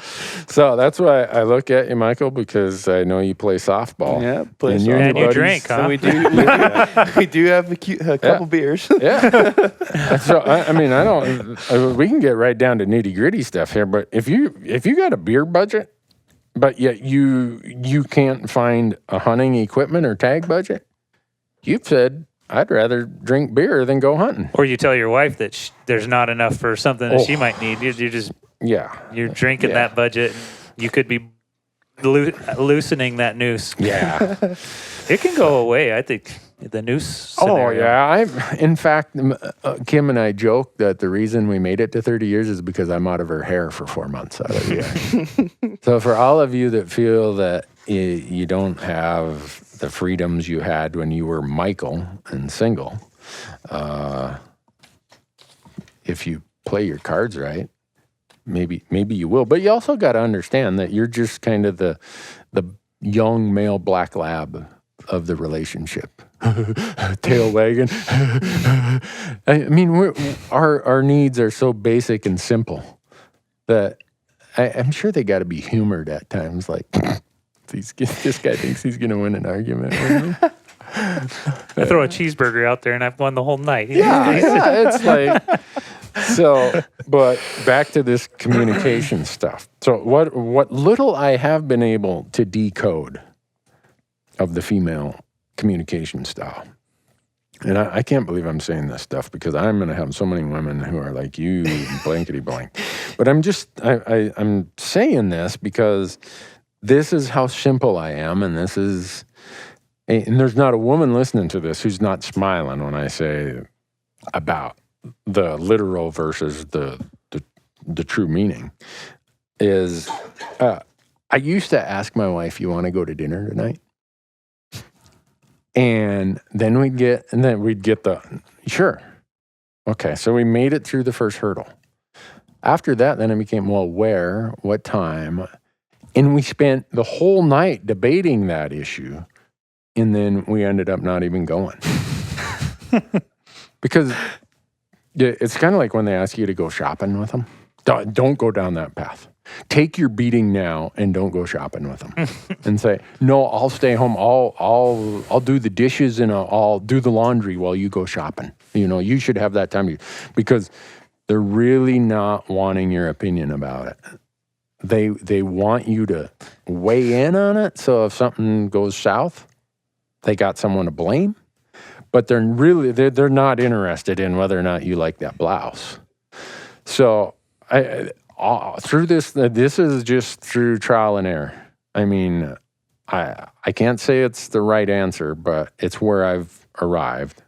Because I used to think that, she wants me to go shopping with her. Yeah, I'm the good husband. Yeah, I got to do that because she goes to the whatever with me. Yeah, I'll go shopping with you.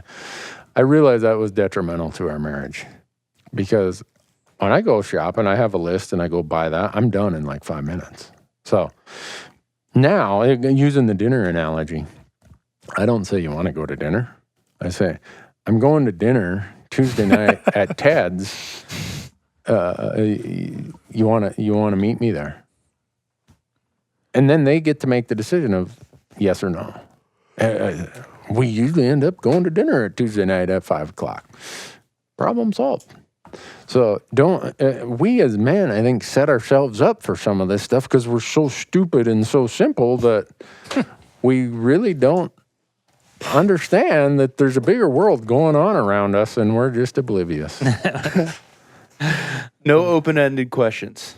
There you go. About exactly. dinner. Right. You know how they teach you, you know how if you read a parenting book, it says don't, give your child choices, but only give them 2. Do you want to have peas or carrots as your vegetable? That's how you're supposed to put it to your kids, so you get one or the other, and then they own the decision. Right. Well, that's a hard one with relationships. You can really go down a bad rabbit hole with that one. What else we got? Well, I'm plowing through her list here. She's going to be pretty proud of me.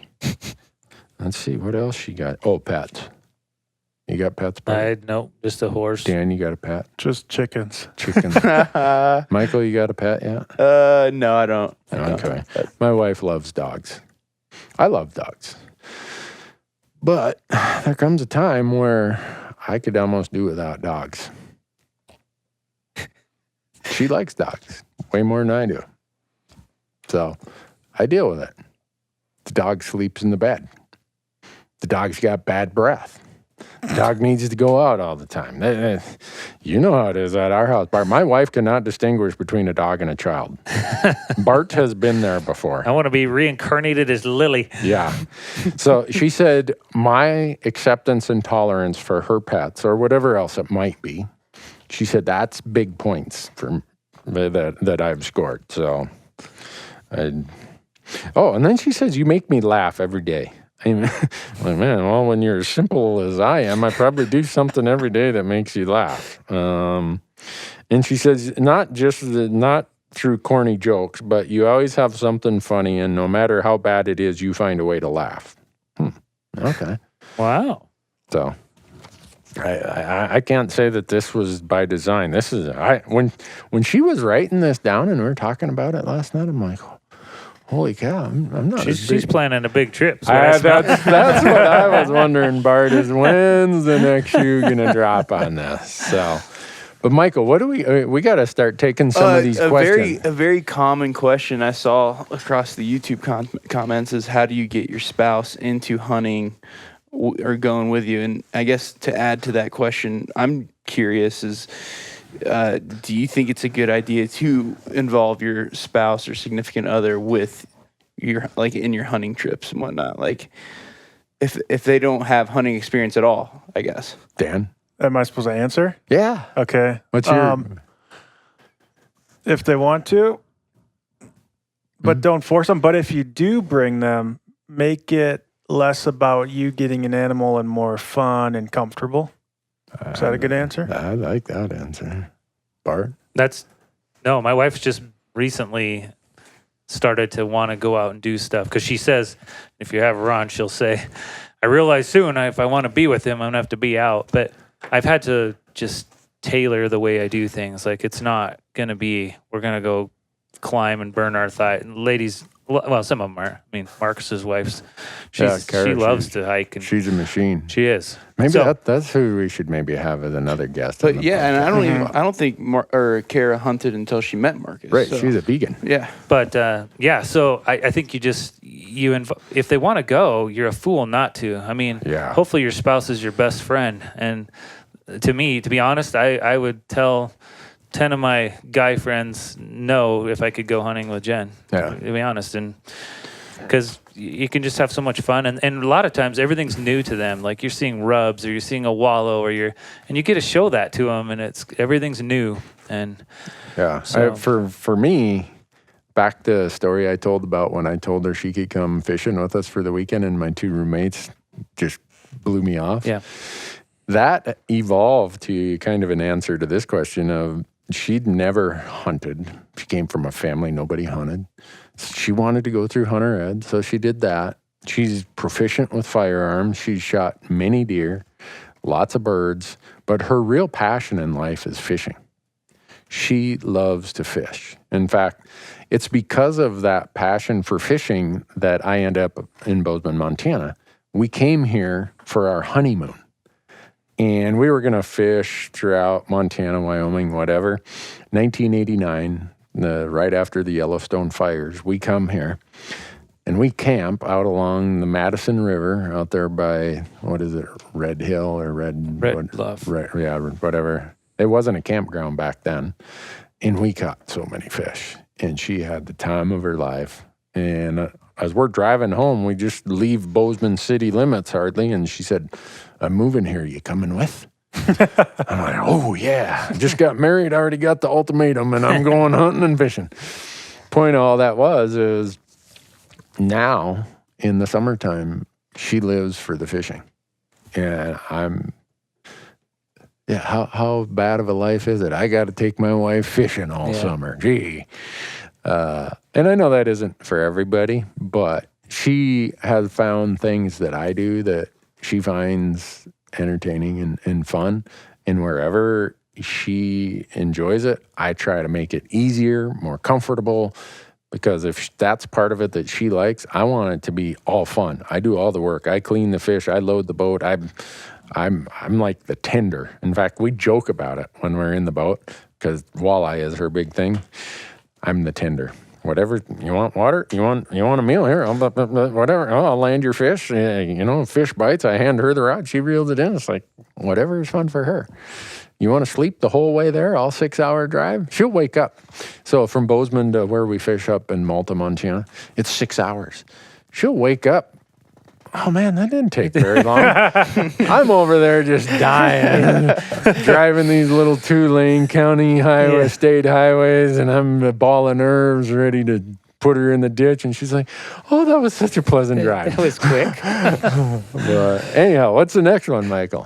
What do you do or how do you navigate this if your girlfriend wants to get married during hunting season? No. That's one of those. No. No compromise on this one. Bart? I'll put my head in the guillotine. In hindsight, it's not a good time to have an anniversary. No. I mean, you're going to forget it. Right. Then you're really in trouble. Yeah. Look at Clint. He had a kid in November. And he had a dumb brother tempting him. Your bro. Yeah. Yeah. But yeah. My son was born in May. Dan's son is going to be born in February. You can control some of this stuff. It's not like you randomly pulled a ball out of a Keno jug and it said, oh, you got to get married on September 20th in the peak of the rut.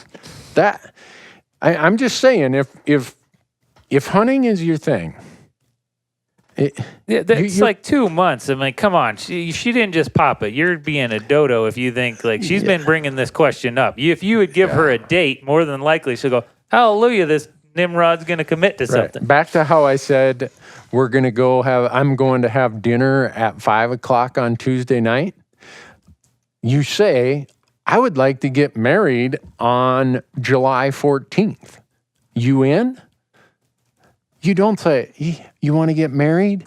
And she says, yeah. And you say, oh, what day? You back to how stupid guys are and how bad we are at negotiating and how smart women are. They know we're that dumb. So that guy, you don't have to disclose names, but Dan, when's your anniversary? June 11th. See? When's your anniversary? August 24th. August 24th. So the only person who's navigated this remarkably well is my buddy Jerry, who I said was my roommate. He got married on, I think, September 20th. That's where that date, when I pulled it. For his 25th wedding anniversary, he and I were in Alaska moose hunting. Wow. And I'm like, Jerry, what's this going to cost me? He said, I don't know, but I told Lisa that you were going to pony up. But no, that's, and so if you have a friend who's getting married in, say, September, and how many times do you get oh, you want to be in my wedding? We're getting married September 10th. No. Sorry, dude. Yeah, forget it. We are probably not friends any longer because you're heading down a really bumpy road and I don't want to witness the carnage in the ditch along the way. All right, true or false? Dale says, just keep bringing home the meat for the wife to process, and she'll be happy camper knowing that you're a great provider. Wait, she processes the meat? Yeah. Dale? Wow. Dale. If Dale's wife's happy doing that, Dale got to keep her, but I wouldn't say that's indicative of most wives. Like, here, honey, I got a lot of work for you. That's what you're saying. That elk. Deal with it. Deal with it. Whatever you do, folks, don't take Dale's marital advice. It might work for him, but I would say that's a 1 in 1,000 that if that. Yeah. I mean, if you go and catch fish or you bring home the meat, you better be taking care of that. Yeah. I didn't even read that part until Can you imagine? I can't even imagine if I came home and flopped an elk hind quarter on the island of the kitchen and said, there you go, honey, huh? And thump my chest and go turn on the TV and watch a football game. My mind can't even, I've blocked out that kind of stupidity. My mind can't even go there. Interesting. Oh, would you do that, Dan? No. Oh, okay. No way. Yeah, and he's only been married 2 years, and he knows better than that. What else you got, Michael? Trying to find a good one here. What was the one gal? The top comment had this one's a long one. 16 likes to it. It's the one that pops up on the top. My wife read that last night, and she said, "This woman's got it figured out." And I'm like, all women got it figured out. I mean, just read the maturity of the comments on that video that the women leave versus the maturity of the comments that the men Yeah, there's a lot here. I think you're going to need to go do this one. You don't even, I mean, that is prima facie evidence of the stupidity of men and the intelligence of women right there. Just read those comments on that video and you will see women are smarter than us. And I know all the guys are probably like, oh, that's BS. Well, the sooner you accept that fact, the easier your life's going to be. So, how about some marital advice for those who still have young kids? Yeah, that's the hard part for me. I'm beyond that phase, so it's. So what did they want? I mean, like what? He's the guy's asking some marital advice for people who still have young kids. How much did you get out when you've already kind of touched on this, but how much did you get out when your son was younger, and how long were you gone for a hunting period? Mm-hmm. So I think I said that to Dan. Well, if you're used to hunting a whole weekend or whatever, you're going to have to cut it short possibly with kids. Now, there is a tipping point with kids. As they get older, you can use them as leverage for going out. Because it's like, honey, I'll take little Sammy out here with me. I know I'm taking one for the team. But she'll be like, good, thank you, take him. And then you get to go. Mm-hmm. So I don't know what age that is. It can be as young as 2. I know a guy this last fall, he's packing his kid around his little backpack and he's bow hunting and the kid's bugling but man, I mean, kids are great that way, and I think you could use it if the wife needs a break. There again, you're loosening the noose a little. Like, give her the break and then say, I'll take him out. And so, but there's going to be a time where you have to sacrifice to go, I can't hunt as much. You know, and we like to think in today's world everything's equal. Well, I'm here to tell you everything isn't equal. Dan, you're going to find out that you can't feed the baby next month. I know. It's not fair. No. You're going to find out that no matter how hard you try, that baby is going to be more attached to your wife for periods of time than you. Mm-hmm. You're going to find out all kinds of things that this whole thing about equality of the sexes just is not there.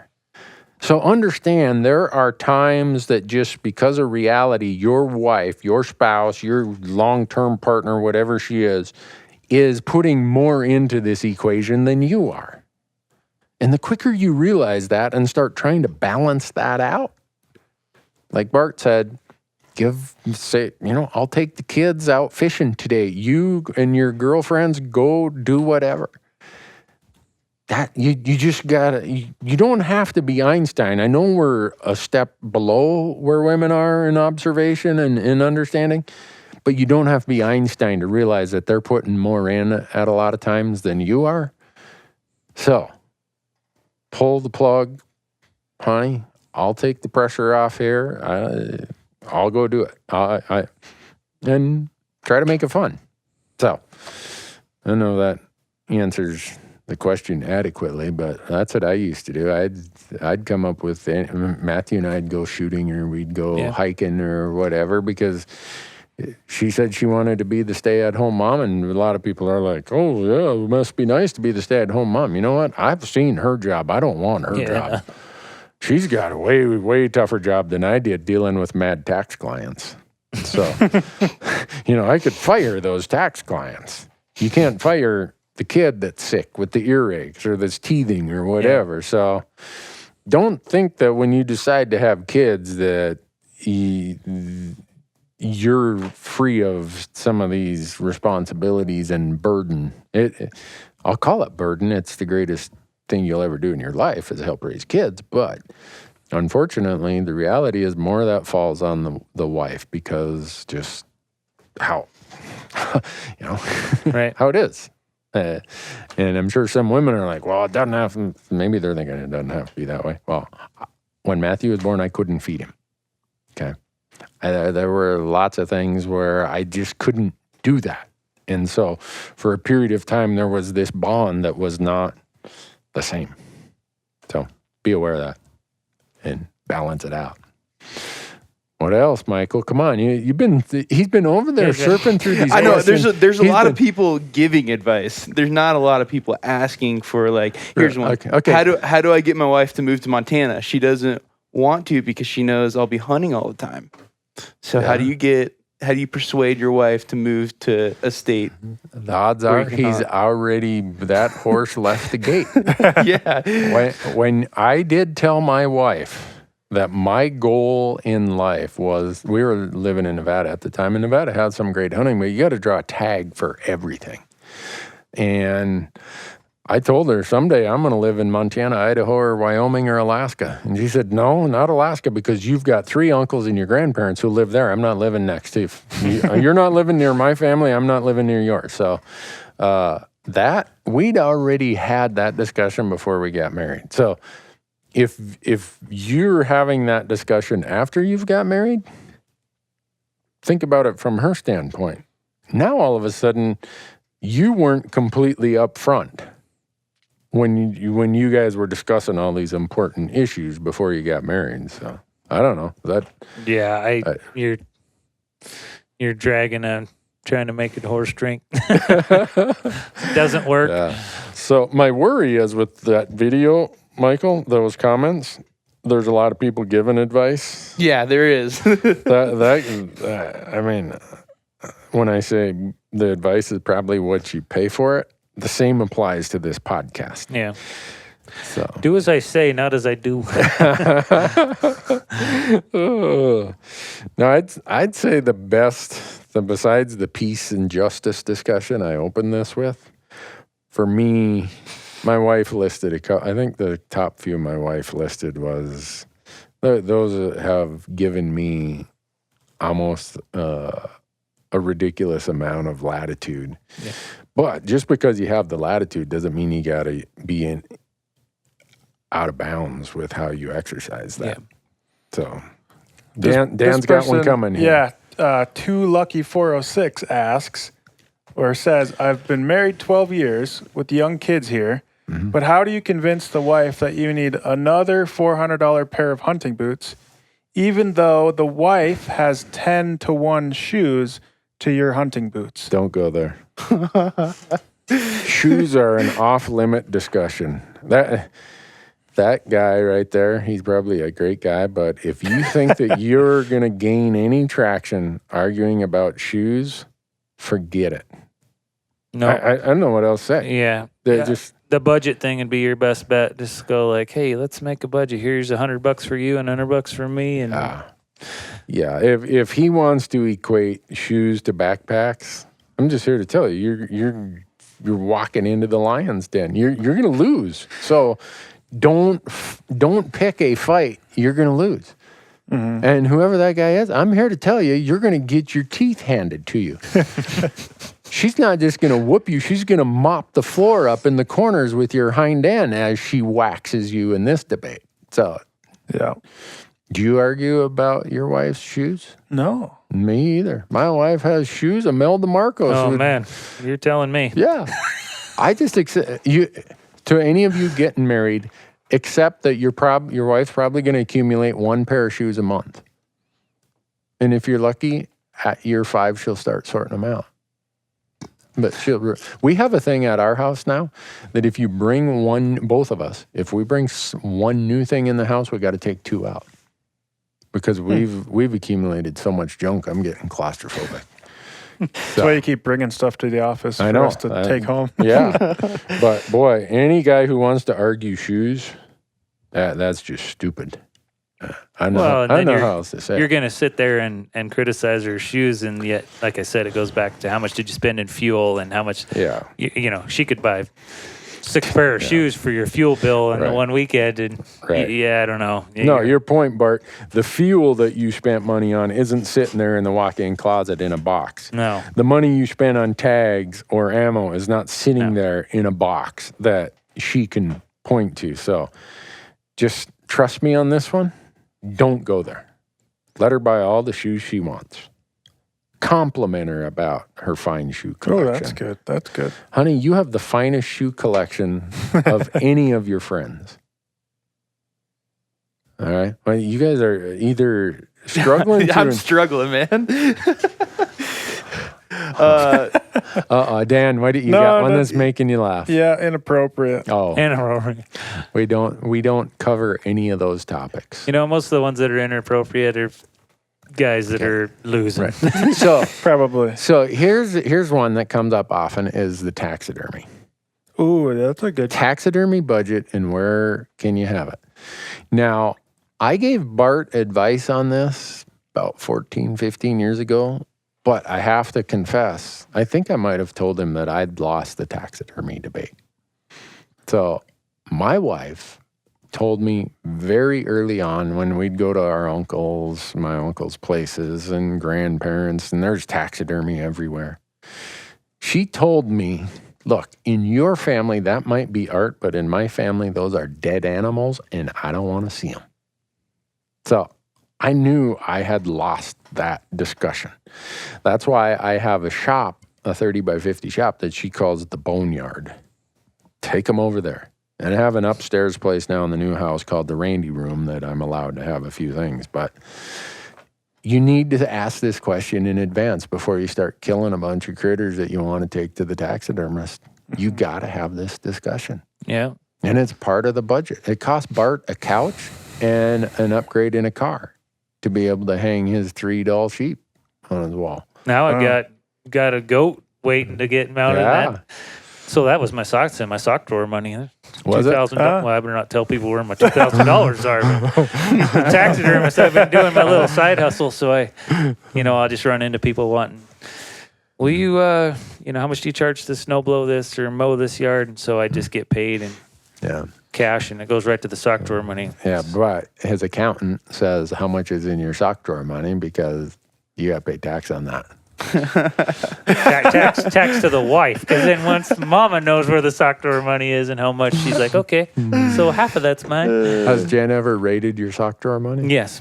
Yeah, just recently we did. I know. So Kim sees mine and she's like, what do you got all that money for? I've been saving my allowance for decades here. Yeah. And when I used my allowance to buy that one item, I sold it for half of what I paid for it. So that replenished some of my sock drawer money. And that doesn't always go that far, though. So there's something else that you told me, like when we first met you, and it was the agreement you came to with Kim about how much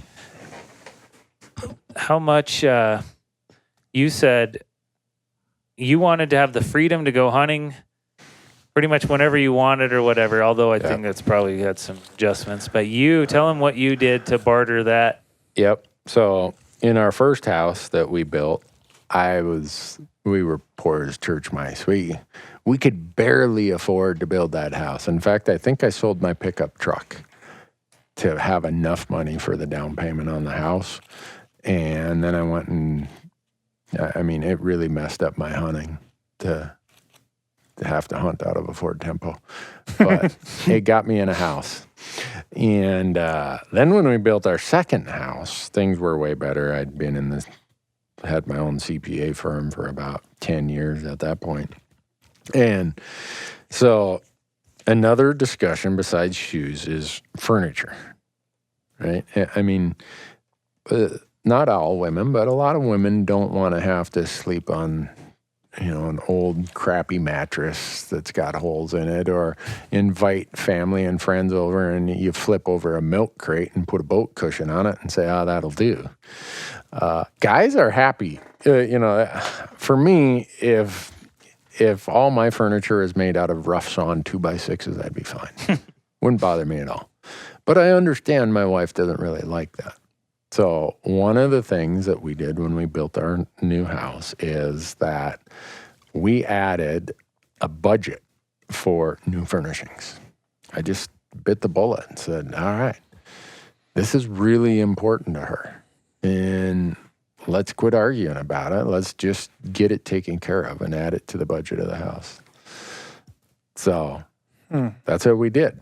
And that was one of those pivot points where never again have I heard anything about what I spend on stuff. So, but I have heard that we've been in this house for 14 years now. These furnishings are kind of dated. I'm like, how am I going to handle this one? So we should do this another podcast after we do that. But Michael and the camera guys are always wondering why I carry a lot of cash. Someone's going to roll me out in the parking lot. But you see all that cash right there? That's a lot. See that cash money? Yeah, that was in my sock drawer until Bart came to my house one day and started talking about sock drawers. See, I didn't know you had a sock drawer. We were like on the same level. Well, I did because you told me that's where you kept yours, and I never told Kim where I kept my money.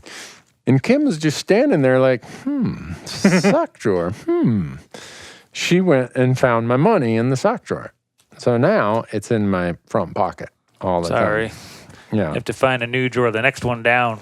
The undies drawer or something. Yeah, well, anyhow, having that allowance has been helpful. So what else we got, guys? We've only solved part of the world's problems. I got one. Okay. This guy says, how do you spend so much time away, yet let your wife know how special she is to you? You call her every day, and you honestly tell her how much you love her and how much you appreciate. To tell your wife you love her is not like some admission of I don't have a man card or something. I would say the other way around. If you feel that you've got some ego, some macho that you can't tell your wife you love her every time you talk to her, yeah, you probably got some security issues going on. It's just every little thing I possibly can. When I come home, I'm happy to see her. When I'm in town, we have dates, we do this, we go to, for us, it's as simple as, unless there's some extenuating circumstance, we go get coffee every morning. And she knows that that's because I'm thinking about her, that we need to do this. It's important to you. Let's go do it. So that's my simple way of handling it. But I don't know. Bart, I'd like to know how Bart does this. So he goes to Alaska sheep hunting with his brothers, because you have a brother who lives up there. Yeah. And I look out the window, I hear the lawnmower going, "Boo," and it's Jen doing his lawn routes while he's in Alaska sheep hunting. This is not going to bode well for me on the rebuttal. You did not need to bring that up. The ox was in the mire. Yeah, that's Bart's term. The ox is in the mire. But how do you negotiate that? Because if I told my wife, hey, I'm going to go to Alaska sheep hunting with my brother, can you run the business for a couple weeks? Whew, I can't even imagine. I have a good wife. Well, it's cost me some furniture and some trips, but it's we've both outkicked our coverage by a month. I know. I don't know. I think I think it just goes back if she knows I really want to do this. We mow Randy's on Mondays, and that Alaska flight leaves Monday at 3. And and I won't get to Randy's usually till about 4. So she just, I don't know, just being nice. And on this, I don't know.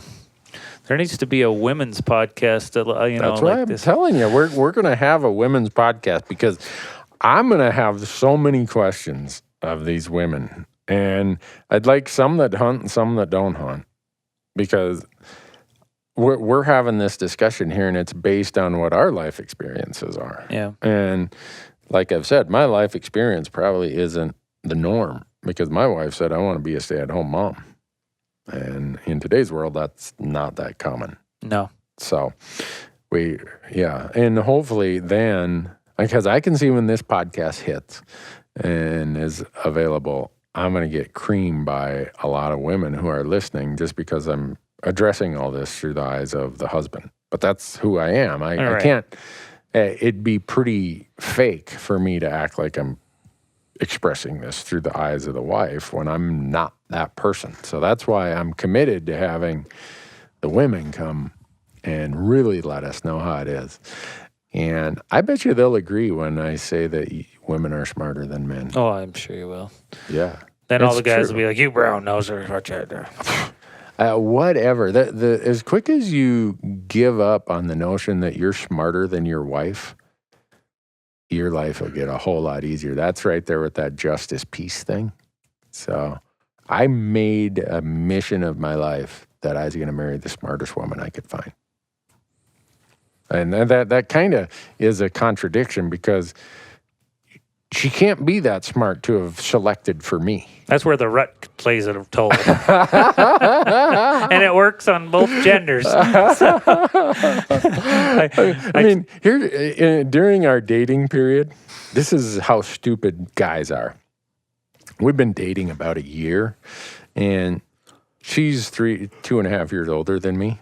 And she says, I need to know, is this just like casual relationship for you, or are you in this for serious?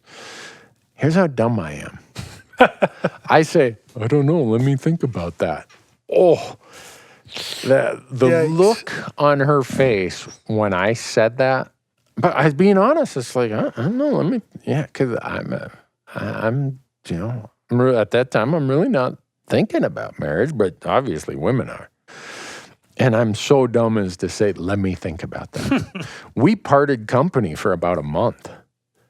I'm like, oh man, I really screwed that up. And so I'm begging her. I'm like, look, I was just being honest. I hadn't really thought about it, so I needed to think about it.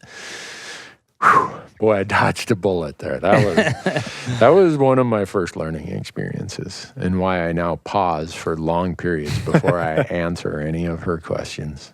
So, I've got one. Yeah. I've got a question. Should I be applying my wife for like trophy tags, or like in Montana, a sheep tag, stuff like that?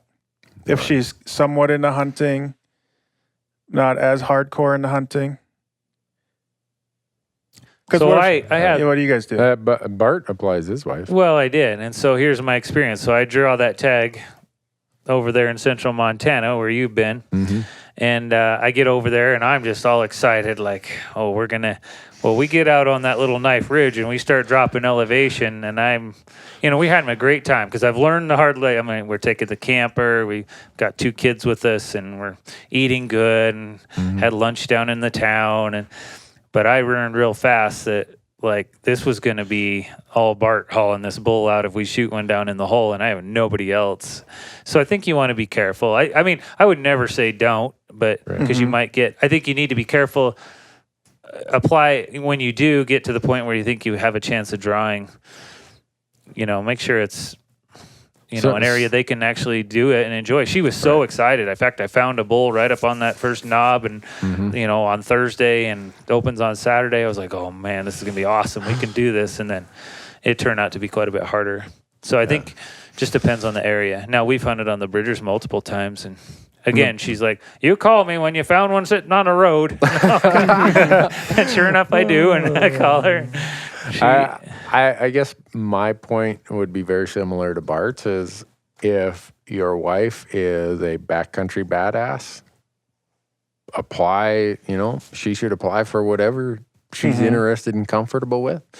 If she's not into it to that degree, don't apply for some crazy, 3-day hike in kind of hunt and then make it miserable for her. And I say that as you're asking that, Dan, I'm in the circles of producing content. There's some women I know that are just unbelievable backcountry athletes. And they'd probably have to say, well, should I, if it was, the shoe was on the other foot, like, I don't know if I should put my husband in on that hunt, because I don't think he could keep up with me.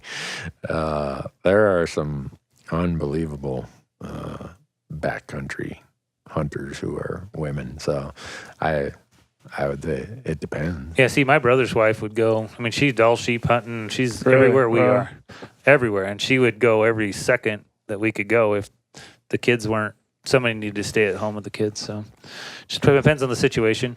I just know I can't do. She's told me I do not want to goat tag. I don't want, because she has no desire to go. I'm telling her I'm post hole in knee deep snow. She's like, no, I'm not going to do that. And why waste the tag and why waste? When my wife used to hunt a lot, it was about the food. We would go with a complete glove box full of doe tags. And when we came home, we were butchering and processing deer for days. And she was just smiling big time. Boy, look at all this meat we got. So it was a completely different hunt at that time than it is now because our financial situation was different. But that's how she approaches both hunting and fishing. To her, it is very utilitarian. It's this whole cultural go and enjoy it for the experience thing is somewhat, but no, it's this is what we eat. The example being when we go walleye fishing, once we have our limit, we're done. She shuts it down. I want to sit there and catch a bunch more, and she's like, no, we got enough. This is our limit. I'm like, darling, I don't know about that. So I think to some degree, men and women come at it slightly differently. I think you come at it differently based on where you are in your relationship, both in terms of how long you've been married, but where you are financially.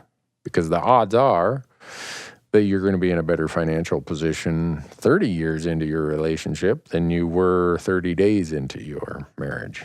Or at least certainly was the case for me. I mean, I barely could afford the $20 in the blood test to go down to the justice of the peace. Really, we got married at the courthouse in Carson City, Nevada for $20, and at the time you had to take a blood test. I don't know what. We had to do that too. What did you? What's the blood test for? There's something about, I can't remember what it was. I asked the same question, and I got a really good explanation, but.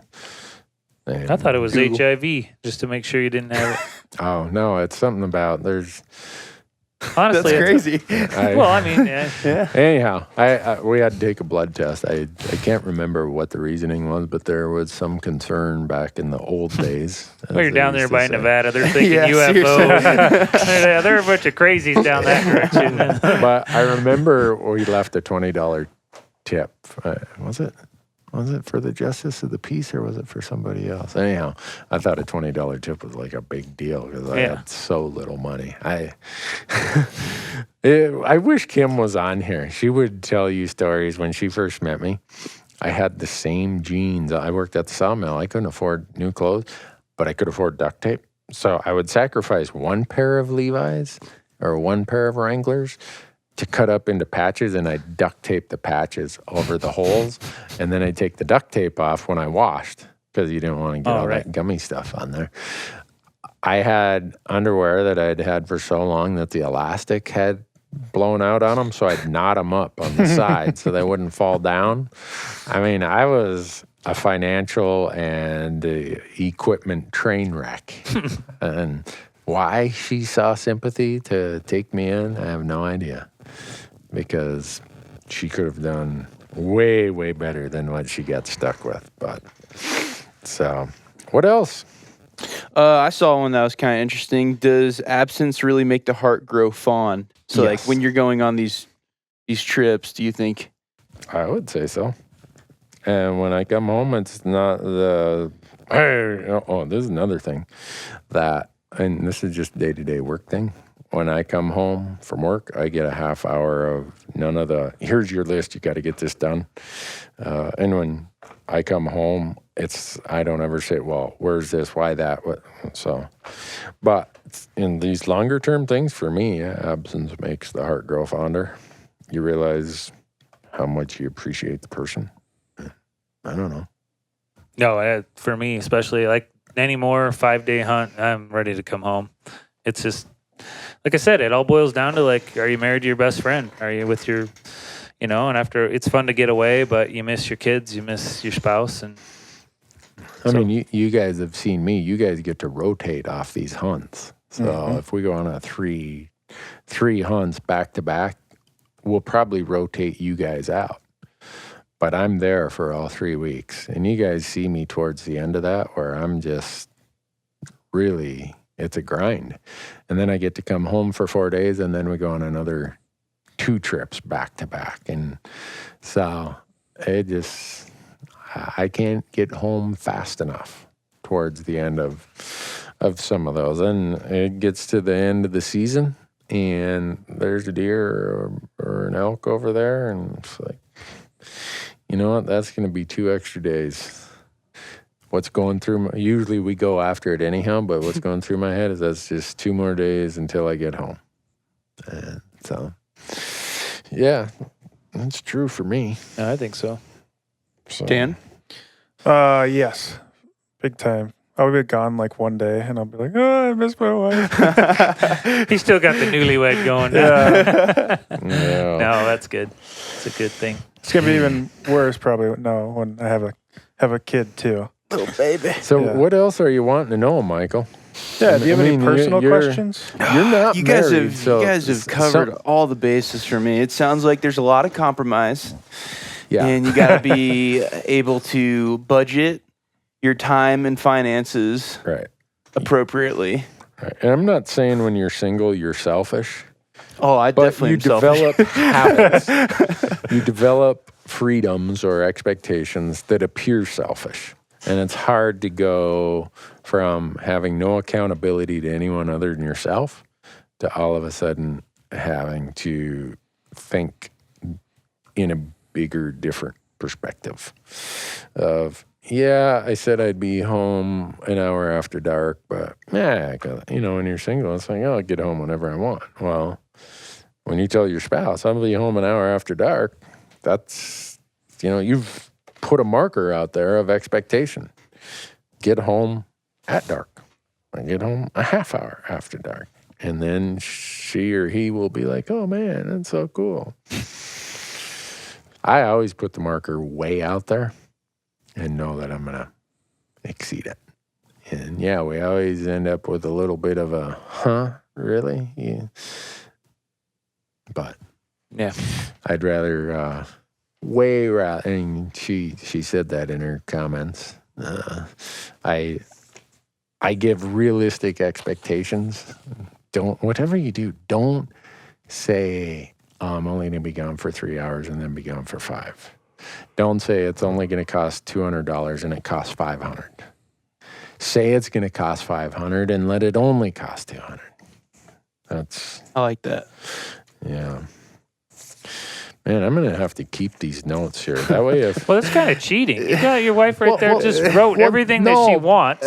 Right. But the reason I did that, Bart, is because you know her. She's never been on film.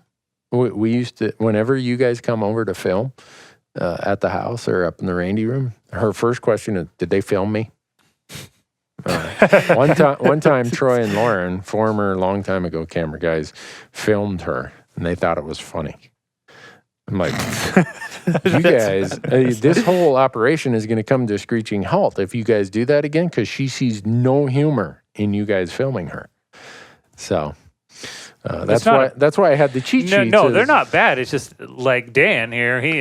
He's just starting off in the battle, and if he knew that his wife liked him to take care of the dog, you know what I mean? You're getting, you now have the experience to have the answers almost written there too. So. Well, that's the hope, is we can share that kind of information. Right. And this is one woman's perspective, right. My wife's, of who is if there is nominations for sainthood, I need to get the form because I want to make sure that I get that nomination submitted. But I'm sure it doesn't work that way for everybody. I mean, we've all seen people, relationships, whether it's the husband or the wife, who really has a passion in life, and somehow that ended up with a parting of the ways. Yeah. Some YouTube comments on that video. Or I was really? reading some of them. There were a couple guys saying that. Yeah. Oh, really? Yeah. Huh. Well, some of that, to me, it goes back to the selection process and who you end up selecting, both for the husband and the wife, is you got to be thinking this through a little bit. Bart says we're like a raghorn bull in September. To some degree, yeah. That's, you're at that age and you guys just don't have a real good peripheral view of anything other than what we're very basic and primal. So you might make a decision that you say, maybe I wasn't fully disclosing all I was bringing or all I was expecting. And that's where things sometimes go snare wire. Well, that goes back to the communication thing. I think we're foolish if we're thinking we're all going to marry this lady or vice versa, if it's a lady marrying a man that is going to just be eating and breathing the same thing. It's not going to happen. We've already touched on. They're still women upstairs. Yeah, so, and we're still men in our basic simplistic form. So the book, Men Are From Mars, Women Are From Venus. Go read it. It's so absolutely true. It's yeah. There's a reason that book has sold hundreds of millions of copies. And if you're a woman, understand that. If you're a guy, understand that. And you'll probably have a happy ever after. Even in spite of its bumps in the road along the way. I know. I think kind of like when I started all my businesses, failure was not an option. I never considered quitting or failing. So when you cross that off, you figure out how to make it work. So much of the possibilities that could distract your mind are not part of the equation. Same with a marriage. If failure or divorce isn't an option, guess what? You don't even think about those things. It's all right. Guess I gotta figure out. I was kind of selfish about that. No, I can't believe I said that. Man, that was stupid. That was dumb. Was it really worth arguing over that just because I wanted to debate? Yeah. I mean, it's not. So for me, and I'm as simple gets. As Kim says, I was easy to train. Jen says she's never remarrying. She doesn't want to retrain. That's what I told Kim. I am happily married for the first and last time because the retraining process is going to result in injury to somebody. Either the person being trained, me, or the person doing the training. I don't think I'm retrainable at this point in my life. So I am so thankful to be where I am, cruising along, just happy. Now, the whole trepidation I had about this podcast is what if Kim was just saying, all right, 30 years is, I wanted to see if I could get to 30 years and then I'm going to dump this dead weight, man. So we'll be having to do a podcast about, all right, my wife left me. She smartened up and said, I got way better options than this. Because here's the premise I've always operated from. That I bring nothing to the relationship that my wife couldn't replace by noon the next day. That's what I've always told myself. I have no skill set, no attributes, no value that she couldn't replace or find by noon tomorrow. So I better be on my best behavior. I don't know if that's true or not. That's true. But that's how I operate. The other thing I ran into a guy in Billings just this weekend, and he recognized me, but then was all asking about you. And I said, yeah, he's my neighbor, and we talk. And I think people have this expectation that they're going to hunt like Randy hunts. Well, this is a job. Most people are never in their lifetime going to be able to hunt 4 months of the year. No. And nor would you want, you can talk all the big talk, but 14 days is a long time to be hunting, and you get kind of sick of it. You're just ready for a break. And so you touched on that like week after week after week. Well, you need to put that out of your mind that you're going to be Randy Newberg hunting for 4 months, unless you're single like me. Michael over there. But then you're going to be broke. Right. Yeah. So, I mean, that's the other, to that point, Bart, is this enterprise for the first 8 years cost a lot of money. When you come home and you're going through the household budget of, well, honey, this is the slow time in this business and we're going to have to loan some money to it. That gets real old after a while. So, now it breaks even and I still don't. I try to tell her this is a job, and she always says, oh, really? I thought a job came with a paycheck. And so she says, you guys, I'm pointing at Michael and Dan, she said, you guys have jobs because you guys get paychecks. Mm-hmm. But, they just think Randy's having this time of his life. And I'm like, no, you don't understand. Like, you go with him and you can see it's stressful. It's a job. I mean, to some extent, while you enjoy it, it's still. Right. I mean, what we're trying to talk about in the podcast is possibly a week or a 2 week trip or weekends or whatever, not 4 months. And some of them want that as their goal, and I don't think it's going to happen. Not as a married person. No. And if that's what you want out of life, you should have professed that when you started the relationship. Yeah. And so here's what I told Kim is that when Matthew went off to college, I was going to go and be a professional walleye fisherman. And she was on board with that. She's like, yeah, I'll come pre-fish with you. You fish the tournaments. So that, I had already built the expectation that I was going to do something in the outdoor industry once our big obligations were taken care of. And that never turned out to be. And I kind of ended up with this. And she works at it. She runs the Hunt Talk forum. So those of you out on our hunttalk.com forum, if you get moderated, you probably use foul language, sexual innuendo. I mean, that's going to get you toasted off our forum. And she won't say, should I toast this guy? She will send me a message when I'm out in the woods. I deleted so-and-so because they were cussing. She rules with an iron fist. But she's as much of a partner in what it takes to make this whole enterprise work as I am. For sure. Just even being home and keeping the wheels on the cart at the house. Yeah. And that's to a bigger point is her and I, we're lucky. We've always both pulled the rope the same direction. When she said, I want to be a stay-at-home mom, I was good with that. And so we're both pulling that rope the same direction. When I say I'm going to start these CPA firms and this pension administration practice, she was good with that. We're both pulling the rope. And you get in a lot of relationships where one's pulling and one's pushing or the other way, and those usually have a terminal end. So, using an analogy, when I was a missionary in South America, you see a lot of, they would have these oxen that would pull these big wagons full of sugar cane, huge, and they'd be like 2 and 4, sometimes 6. Mm-hmm. And if there's just 2, for example, if one is only pulling, where does the cart go? In a circle. Yeah. And so they equally, so the guy would tap on the butt of each one with a nail and keep them going. And so the relationship has to work that way. You have to be yoked together and pulling. And you'll find if you start seeing it, it might be you, it might be her, but you got to talk it out.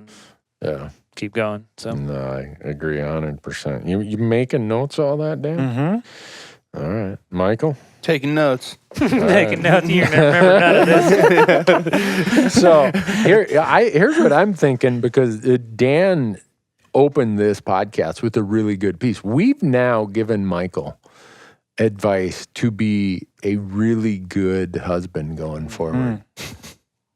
So I think that if there are any women who are interested in being in a relationship with a guy who travels a lot. At Michael Parent. I mean, you travel a lot for your job. Yeah. But now, if you enter a relationship, Michael, and you pull some of these dumb stunts. No excuses. This lady is going to be able to say, you were sitting right there. We have it recorded. Yes. And you were laughing. Randy and Bart told you are not as smart as I am. Right? Yeah, I guess so. So, what's the ball's in my court. Yeah, I what's guess. you want to leave your email No, address? I don't want to leave my email address. No? All right. Just Instagram. Bumble. Well, the other thing I want. What's that? Nothing. He's making fun of me for being on Bumble. Bumble. What's that? I don't know. One of these online dating like platforms. Match.com. Yeah. Swipe right or whatever. All right. Once you've been married for 30 years, you better not be on a dating site. No. So I'm not aware of any of those kind of things. So if I'm asking, it's because I'm ignorant. But one of the things I think we need to do, so this podcast is going to release, then we got a bunch more podcasts in the queue. We got, besides Jen, and since Kim said she won't be on the podcast, I got to figure out, I'd really like to have another woman who's like Michael, not married, wondering about all this stuff. And then I need someone like Dan, married less than 10 years. I know someone. Do you? Yeah. Okay. She's married to me. Oh. Should be on Taylor. it. Yeah. Probably. I should ask her first. But is she gonna? So see, you have the fallback of, well, that was my job. Randy told me I had to say this. That you've got some defenses that she wouldn't have. Right. So she doesn't. You got have to any promise ties. if she's on this podcast and you hear something, you're not going to go home and hold it against her. Yeah. Deal. All right. I ran into a lady hunting this year, and she was all out by herself. I mean, way back in, and that would be interesting. I mean, what? She's in the same boat. Like, how come I can't get these deadbeat millennials to go out? You know what I mean? I wonder what her perspective was, because she's like, I just love to do it. And I just talked to her for just a minute. Yeah. It was just interesting. She wasn't married. I know that. No, but she was all alone out there, and wow. she's like, she just loves to hunt. Yeah. I don't know. I hope people realize that this was all started as kind of a tongue-in-cheek humor thing, but when it comes to relationships, all of us put our family at the highest priority. If tomorrow my wife said, you know what, it's me or that operation, Dan and Michael would be looking for jobs. I tell you guys that, right? Fair enough. I tell you guys, Respect you better treat Kim well, because if she pulls the plug, this operation is going. Might be asking Bart for a job mowing. There you go. Yeah. Giddy up. Yeah. He'll ask you to come plow snow.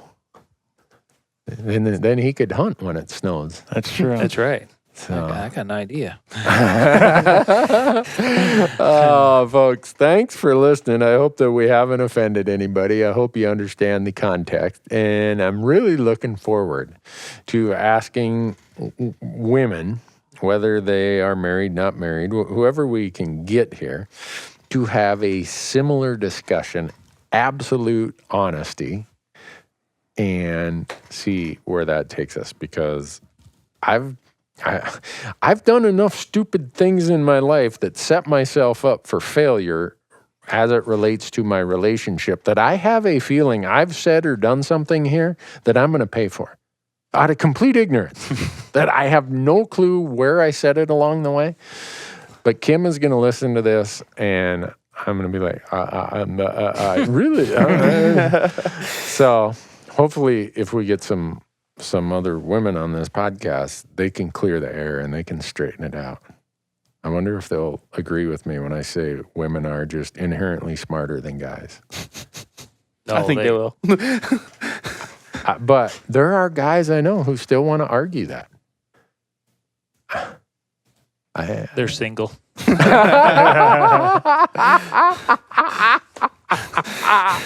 There you go, Bart. Or soon to be single. Soon to be. That's right. Oh, folks, thanks for listening. Happy anniversary, Kim. I love you. I can't believe you put up with me for 30 years, the last 12 of which have been doing this operation. Congratulations. That's awesome. Congrats. Yeah, well, thank you. It's a testament to her, not to me. So until the next time, folks, hope you at least got a few laughs out of this. Thanks for listening.